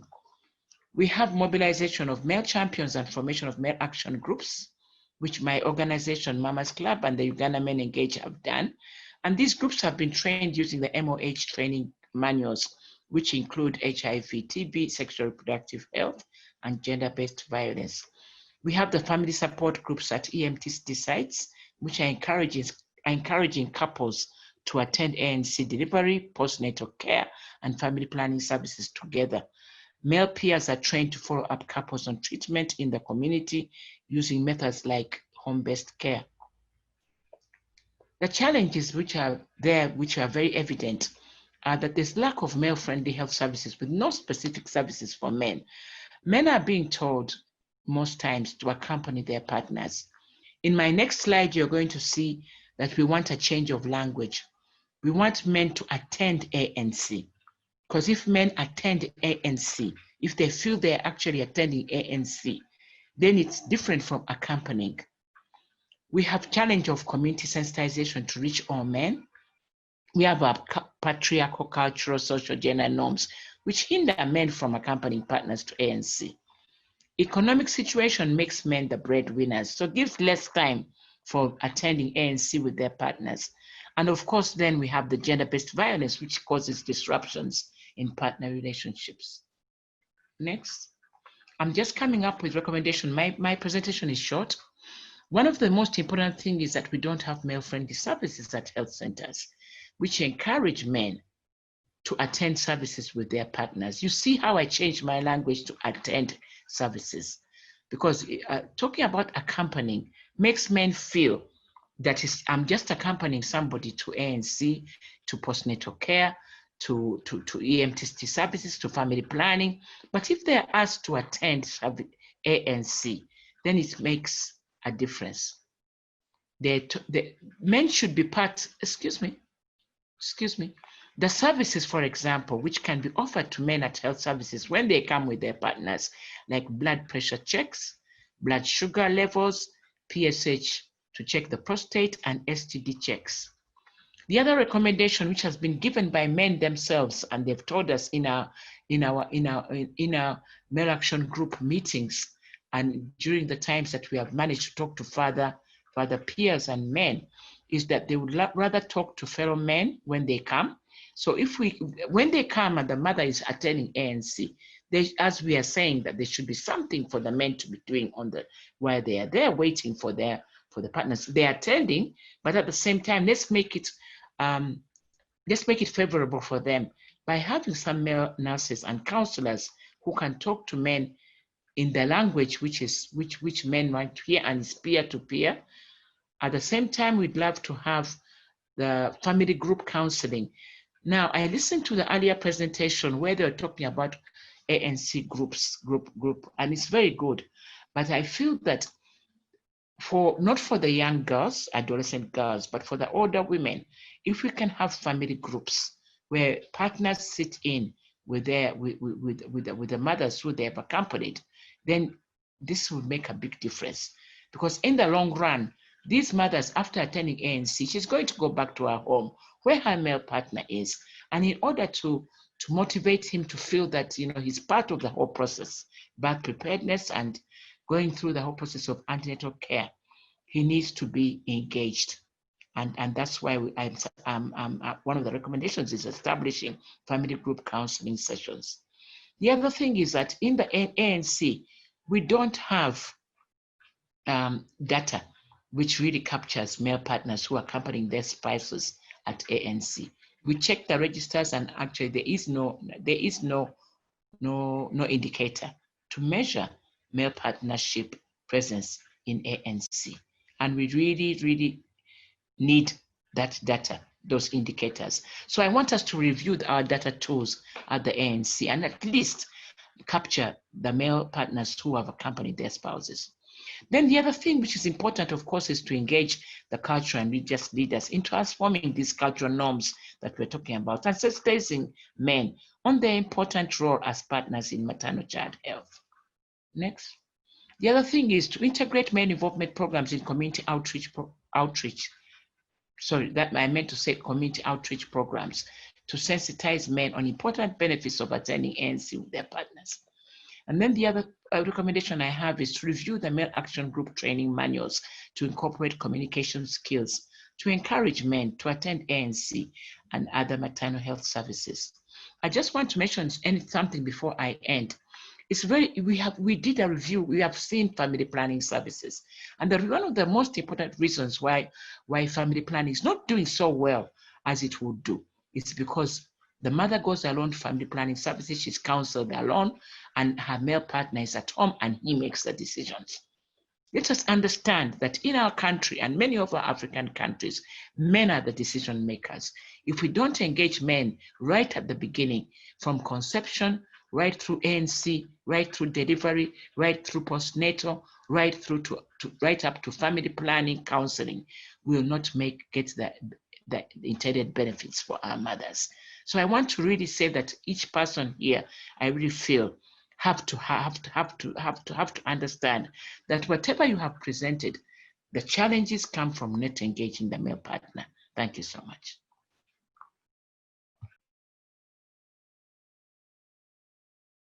Chairperson, I've finished my presentation. Thank you, Chair. I think this is now a moment when members can ask questions. I think what we're going to do, you direct your questions to the three panelists, and then we shall take the first 5 questions, and then we give them a chance to answer, and then we take another 5. We have about 9 minutes to the end. Jen, I would request maybe you can borrow 5 minutes into 4 so that each can have like 5 minutes. Okay. But also Dr. Dina Mongin has been putting up her hand. Maybe she could go first as we organize the other comments from the chat. Okay, thank you so much, organizers. I'm Dr. Dina Mongin from the College of Health Sciences.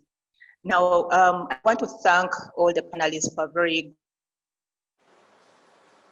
good presentation and all the efforts out there to improve ANC.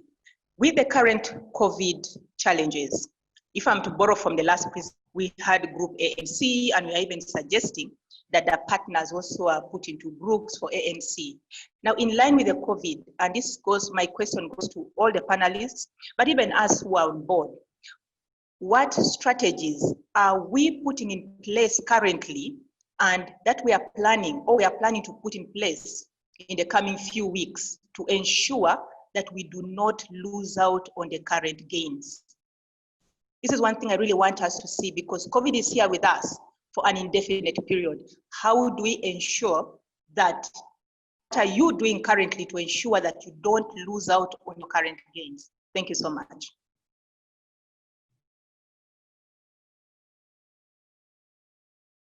Over, back to you, Chair. The panelists can attempt to answer, but I think all of us here can try to beef up the answers.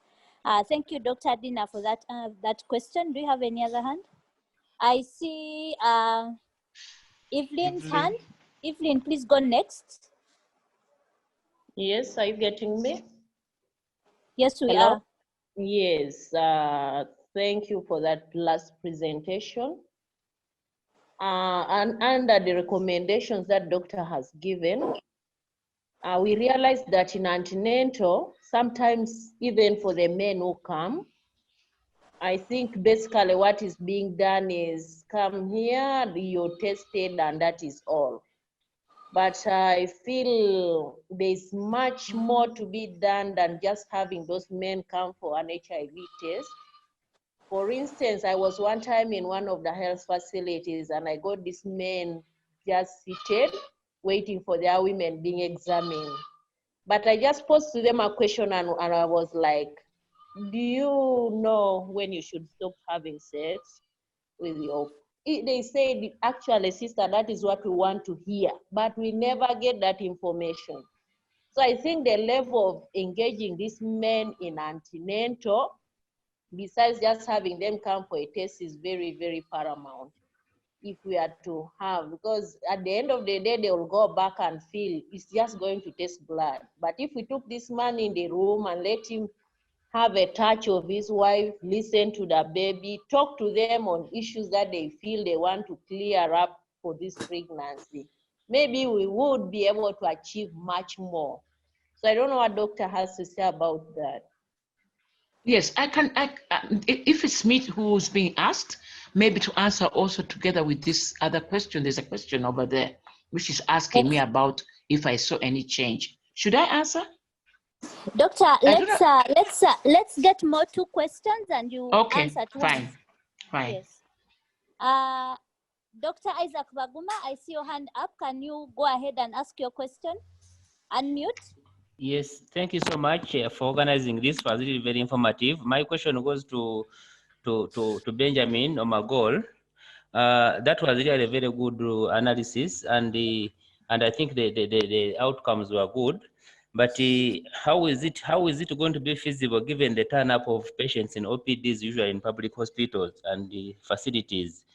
Having a health worker or a clinician accompanying a mother to ANC.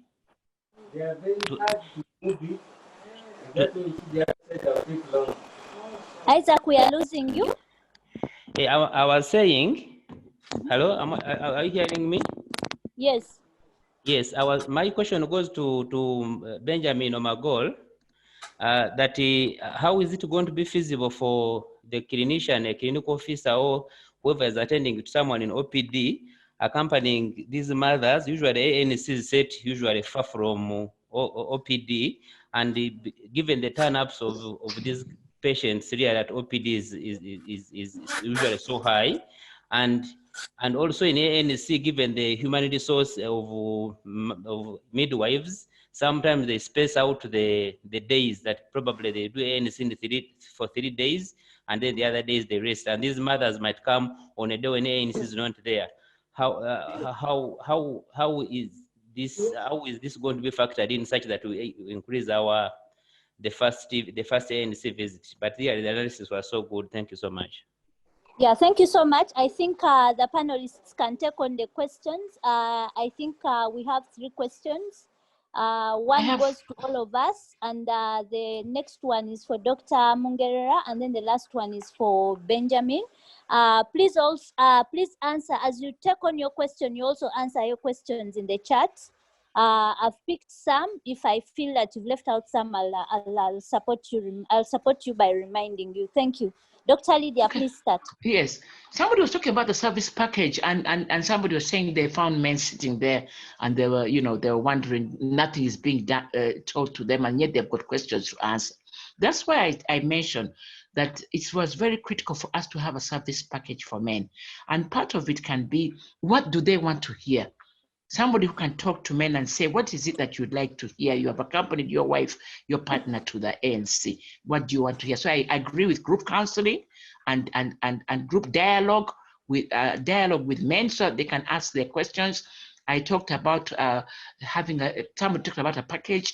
We could have test their blood sugar. We can test the hemoglobin. We can do PSH for checking their prostate. We can talk about STD. There are a lot of things that we can do in the health center, centers for that as a package. Now, I just this question of COVID, because there's another question they're talking about, do men still come? I think men do come. Men are interested. Once there is something which they can gain from escorting their partners, they still do come. And even during the COVID period, somebody asked, what can we do? I think we need to continue talking to partners. I think we need to continue telling the mothers that it will be a good advantage to talk to your partners. I think the community work, now that people are not moving around in big groups, but there are people, our counselors, our foot soldiers are still there on the ground. We have some of our male action group members who have been working during COVID. They walk around the communities where they live and they're talking to men. Then another question I see in the chat here, another question. Is it share some experience or is it she some experience? Am I getting it right from Paul Tumbu, where male action groups are effectively working? I think that's the question. Share some experience. Yeah. Okay, we had our male action groups working in the Star Southwest program in Kabale, and those men moved up and down in the mountains talking to men. We have the family support groups which were working in the health centers where we had our intervention in the family support groups and encouraging men to come, and they actually did some partners joined the mothers in the family support group meetings. That is the HIV program. But we also have male action group members in a number of places in the islands where we work. We work in the islands of Zinge, the island of Busi. We have our male action group members who are still working even during COVID. They're talking to other men and they escort the partners. We do have some experiences, and if I could possibly have come up with a presentation of the work that we've done with the male action groups, we could show some of the success stories. But we've worked in the Southwest region. We worked in 20 districts in Uganda. Started working 20 districts of Uganda about 2 years ago, and we actually had men at maternal health sites in the HIV EMTC sites, and we've had a lot of success where there's in the EMTC sites, because that's where we normally do our work. So I don't know whether that experience that works, where the male champions and male action groups have reached out to men and actually encouraged them to come to attend NC, to attend EMTC services with their partners. I don't know where the other question is. I'm looking for. Is there one I've missed out, Jane? Yes, there was another one. Working hours. Yes, there's something about working hours from Ronald. For the person, did you notice any improvement in ANC associated with extended working hours? Yes, it was very useful. We even had what they call evening clinics in some of our sites where we were working. We had what they call evening clinics, and I think where men. Hello. I don't know if I'm being heard. The extended ANC hours. Okay. The extended ANC's hours were very good for men who are busy working during the daytime. As I mentioned to you, men are the breadwinners. And those extended hours were very useful to get the men, our male partners to come. And that was very useful and made a difference.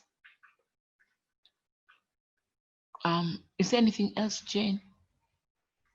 There was an experience where health workers provided supervision to women who came with partners. Is that supervision services to women who came with partners to encourage others to come with their partners, but also to reduce the inconvenience to men? This made women pick any man. Now, this is the challenge that we're having. If you tell women to come with partners and you make it as a must so that they can receive services, they're going to go and pick anybody, even the border man who has brought her. She'll give him a little bit of money and the border and the bad man will come. But if you did it in a different way and asked the mother that you know your partner coming with you will be beneficial to him. First of all, he'll be able to bond and manage to put it through to the mother, the bonding of the partner to the baby who is going to be born, the issues of services, that there's a service package for him when he comes to the center. That is much better than telling mothers that you won't receive services unless you come with a male partner, because she'll go and pick up any man who's not connected with her, who's not related to her, pay him a bit of money, and he'll come to the health center. So I do not believe that this is the way to go. I believe that it needs a consensual agreement, and it needs a discussion, it needs counseling, it needs telling the mother the importance of coming with her partner, and that he will receive some services when he comes to the for ANC and accompanies her. Thank you so much, Dr. Lydia. We have questions for Benjamin. Benjamin, you had a question from Isaac. Do you mind answering it? And you had a number in the chat, like was this a CQI? And then, of course, someone was appreciating the fact that the health workers at the facility could work together that well. Please take on your question so that we can also have John answer some of the questions in the chat, especially. And Dr. Myers has his hand up. Yes. Thanks a lot, Dr. Jen. Your last comment actually answers one of the questions. In high volume facilities, how are we achieving this? Working together. Working together is the answer to ensuring that actually all mothers get escorted to ANC clinic. However, what numbers are we talking about here? In a health center 3, from experience in a day, maybe 1 to 4 mothers at most. In a health center 4, the highest I have seen is about 10 mothers in a day. But so working together, if the clinician is busy, then you have a support staff helping. Some facilities have VHTs near, so you have people who are doing the recording. So any of the members in OPD really can help to make sure this mother reaches ANC clinic. There's also an issue about COVID, in relation to COVID. I think from the Rights E perspective, we using the guidance from the ministry, we rolled out guidance on continuity of services, and it is working. But also to note, we really had issues during the lockdown. Once the lockdown was uplifted, the mothers really came back. They came back in numbers. I like the way Dr. Lydia has addressed the main issue, because it was one of the challenges we met. So we got facilities where mothers were being forced to bring men, and health workers were very enthusiastic about it. And so we told them, you know, we were making fun that, you know, antenatal is not about the man, but we're telling them it is good to have the man to come. But since it is her first visit, let us give her the service and then encourage her to come in the next visit with the partner. But it was really working negatively. Facilities were even asking for LC1 letters for a mother who doesn't come with a man. Can you imagine? So I like that Dr. Lydia really made that comment. I think that is it, Dr. Jen. And again? I think Dr. John, are you still on? You have some questions in the chat. Dr. John, if Dr. John is not there, Dr. John had some questions in the chat. Please. Yes, I think please there's only one question that I have seen, as Christopher is asking whether we can integrate ICCM with the community IPTP. Yes, we in our pilot we used both the ICCM platform and the CBMNC platform.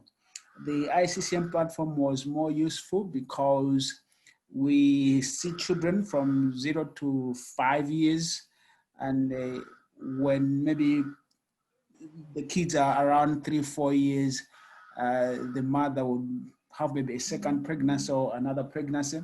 So when the mother has come to see a community health worker and she's also pregnant, then the community health worker would also provide an SP and other service within the community. So it's feasible to integrate in a number of community-based interventions, as long as the concerned community health worker is properly trained to carry out the specific function. But in our setup, it was ICCM and the community-based maternal and newborn health platforms that were more relevant to this intervention at the moment. Thank you for that. Thank you, John. Thank you so much, John. Doctor, for you on private sector, had you seen it? Dr. Mungherera, before Dr. Myers can ask the last question. I don't know, Dr. Mungherera is still on? I think she's gone. Let's hear from Dr. Myers. Dr. Myers, please go ahead and ask your question. I saw your hand up. Thank you, Jane. Before we let John off the hook from Malawi. I haven't gone, I'm still here. I'm still here. Lydia, let me finish now that you have found last. We appreciate John's admission that actually it's difficult to identify pregnant women in our setting. What programs are they putting up to identify a pregnant woman in the community? Because in the African setting, a pregnancy must be about 24 weeks and above.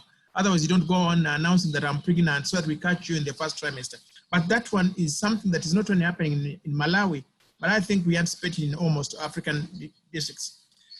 Number two, I don't know whether John, during the community IPTP, they give it as DOTS, directly observed treatment. That one actually is also could be a lesson to us. Then lastly, and it's a piece of advice to both the viewers and listeners, that actually the element that was brought to Benja about workload in OPD and ANC is something that we need to educate our health workers to overcome. Otherwise, if we continue working like machines, then we shall have poor health outcomes as far as pregnancy is concerned.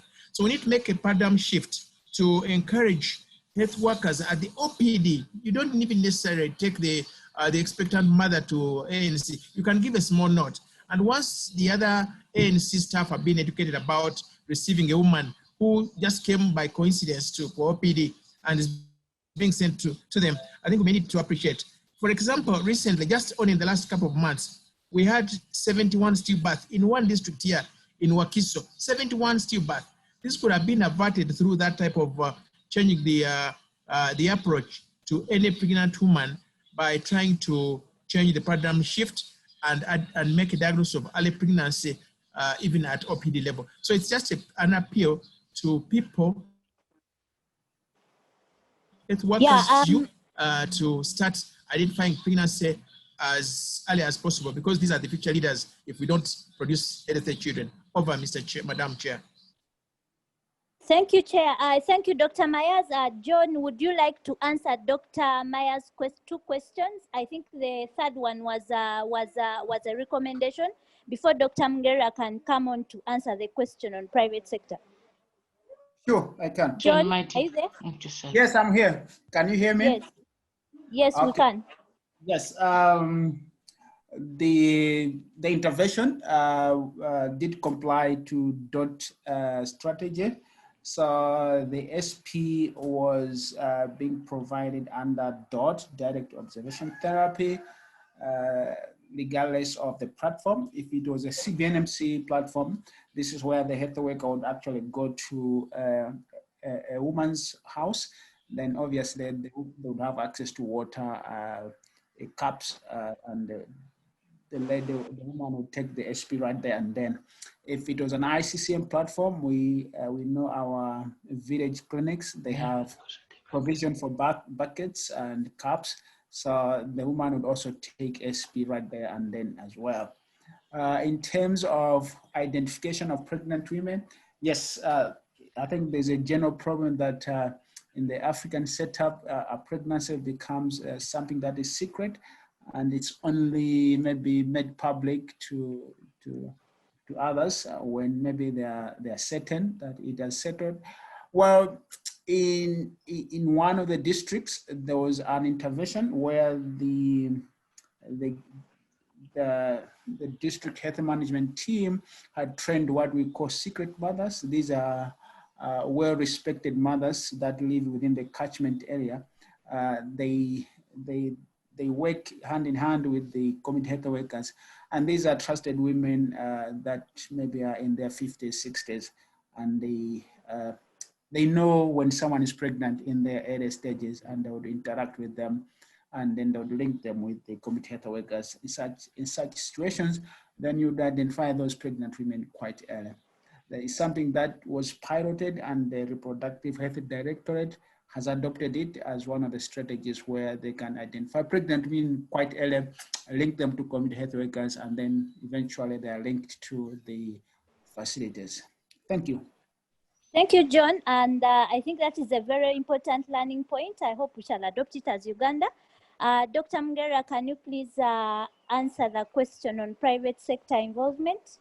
I really think it was a suggestion made by Grace, which I think is very important. And we are going to work on that, because I didn't see it as a question, unless I'm mistaken. Grace was suggesting that down here, is it Grace Chiwanuka? We need to do a co-creation with private facilities to develop a mechanism they can easily apply, because they see male clients and male health consumers. They can give ideas on what brings men and keeps them coming for us to find linkages. I think this is a good suggestion. It looks like a comment to me. And I'm really, really happy with this. And I'm going to definitely put that into action. By the way, I didn't tell you that we now have a men involvement technical working group in the Ministry of Health. And we are going to have a lot of discussions regarding such an issue. But there's something I've missed out about the male dignity packages, male dignity packs. And I didn't understand that very well. How do they look like? I know the mama kits very well that we give to pregnant mothers. How do the male dignity packs look like? Did you see that question? Yes, I saw it, and I thought they were speaking to I think in terms of package services packaged up for men. But they talked about as if they are saying that mama Jane kits are and given Lydia, to we mothers. need to be concluding the session. Sorry, I'm trying to understand. Sorry, I apologize. I'm trying to understand the male dignity kits. If someone can explain that to me. I think we can reach out. We can reach out, and Dr. Lydia, I think we can discuss that okay, privately because time is not on our side. I just want to take on the last three questions. I'm seeing Vicky Abenacho. Thank you so much, Dr. Lydia. This has been very insightful, and I love all the new ideas you've been able to clarify. Thank you so much. Vicky Abenacho, I see your hand up. Can you ask your question in 1 minute? And thank you, Dr. Jem. Thank you, Dr. Jem. Mine is actually not a question. It was about ensuring early ANC in the first trimester. Currently, with Family Health for a Better Child, we have been using an approach where the village health teams are engaged on a monthly and continuous basis and they visit the homes of their community for a package of family health care package services. So this includes MNCH screening for malaria, wash, nutrition, and all those other family health packages. So we're in a household where there are women of childbearing age. They are also assessed for pregnancy, and we have seen this improve the first ANC attendance in first trimester significantly in 3 districts. That's Dokolo, Alebtong, and Amalata. This is not yet confirmed by DHIS. It is within DHIS too, but probably awaiting national cleaning, data cleaning. But otherwise, with our own data, we have seen that this significantly improves first ANC. Thank you. Thank you, Vicky. I think that was just an addition. One of the approaches we can use in the community to identify and refer pregnant mothers. Dr. Myers, I saw your hand up before we come to Emmanuel Sekawa. John, Jen, I'm going to request that the rest of the questions can be forwarded to the email contact that we send out, and we can forward them to the speakers. We really have to close this here. Yeah. So thank you so much, Chair. I just wanted to hear from Emmanuel Segawa. Dr. Myers, you can send your question to the chat because you've already had a chance.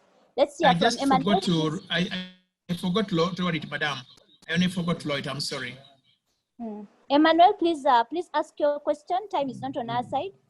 Yeah, thank you very much. The question was actually in the chat. Thank you, the presenters. The question was, apart from men coming to ANC, are there any practices of men that would portray good male involvement or ideal male involvement? Because if a man came once and they did the test and they don't come back, would that be male involvement? Because many people tend to reduce male involvement to men coming to ANC. So he comes once, he does the test and doesn't come back again. So what are those other actions of men that portray ideal male involvement, and how do we capture them to make sure we are showing we are getting there? Thank you very much. I think that is supposed to be Dr. Lydia's question. I don't know if she's still on. Dr. Lydia, can you use 1 minute to answer him? And I hand over back to the chair for closure. Get him very clearly. Yes, I'm here, but I didn't get him very clearly. Maybe Jane, you can repeat the question for me in a summary. I think the question is that do we have measures to ensure that men return, because there's a tendency for them to come once, have probably like the test, and then they don't return. And then how are we documenting some of the services that we deliver to males? Yeah, Doctor, I said, apart from attending ANC, are there any actions or practices of men that portray male involvement? Because if a man comes once and they do the test and they don't come back, so should we say that is male involvement because the man has come once and done the test? Or there are other practices of men that can show us men are involved in ANC and other services? Thank you very much. Well, that was these are some of the things that I said, that we need to come up with a whole package. If we just tell a man come for ANC, we test, and then the man goes away, that's not going to help at all. But we need to engage men in so much more than that. What we did, in fact, our male action group members were actually based at the health centers. We managed to encourage men to come to these male action groups and to sit there in the community as part of not just ANC. They came there to discuss other things related to men's diseases, STDs, and all other things. So for me, I believe that telling a man to just come to ANC and get a test, he's not going to come. He may not come back, but we continue to engage the men in other activities which are related to their health, and talking about other diseases as well besides reproductive health, pregnancy. Because if it's just a matter of pregnancy, a man will think, oh, so they want me here for the pregnancy, and after that, they don't need me.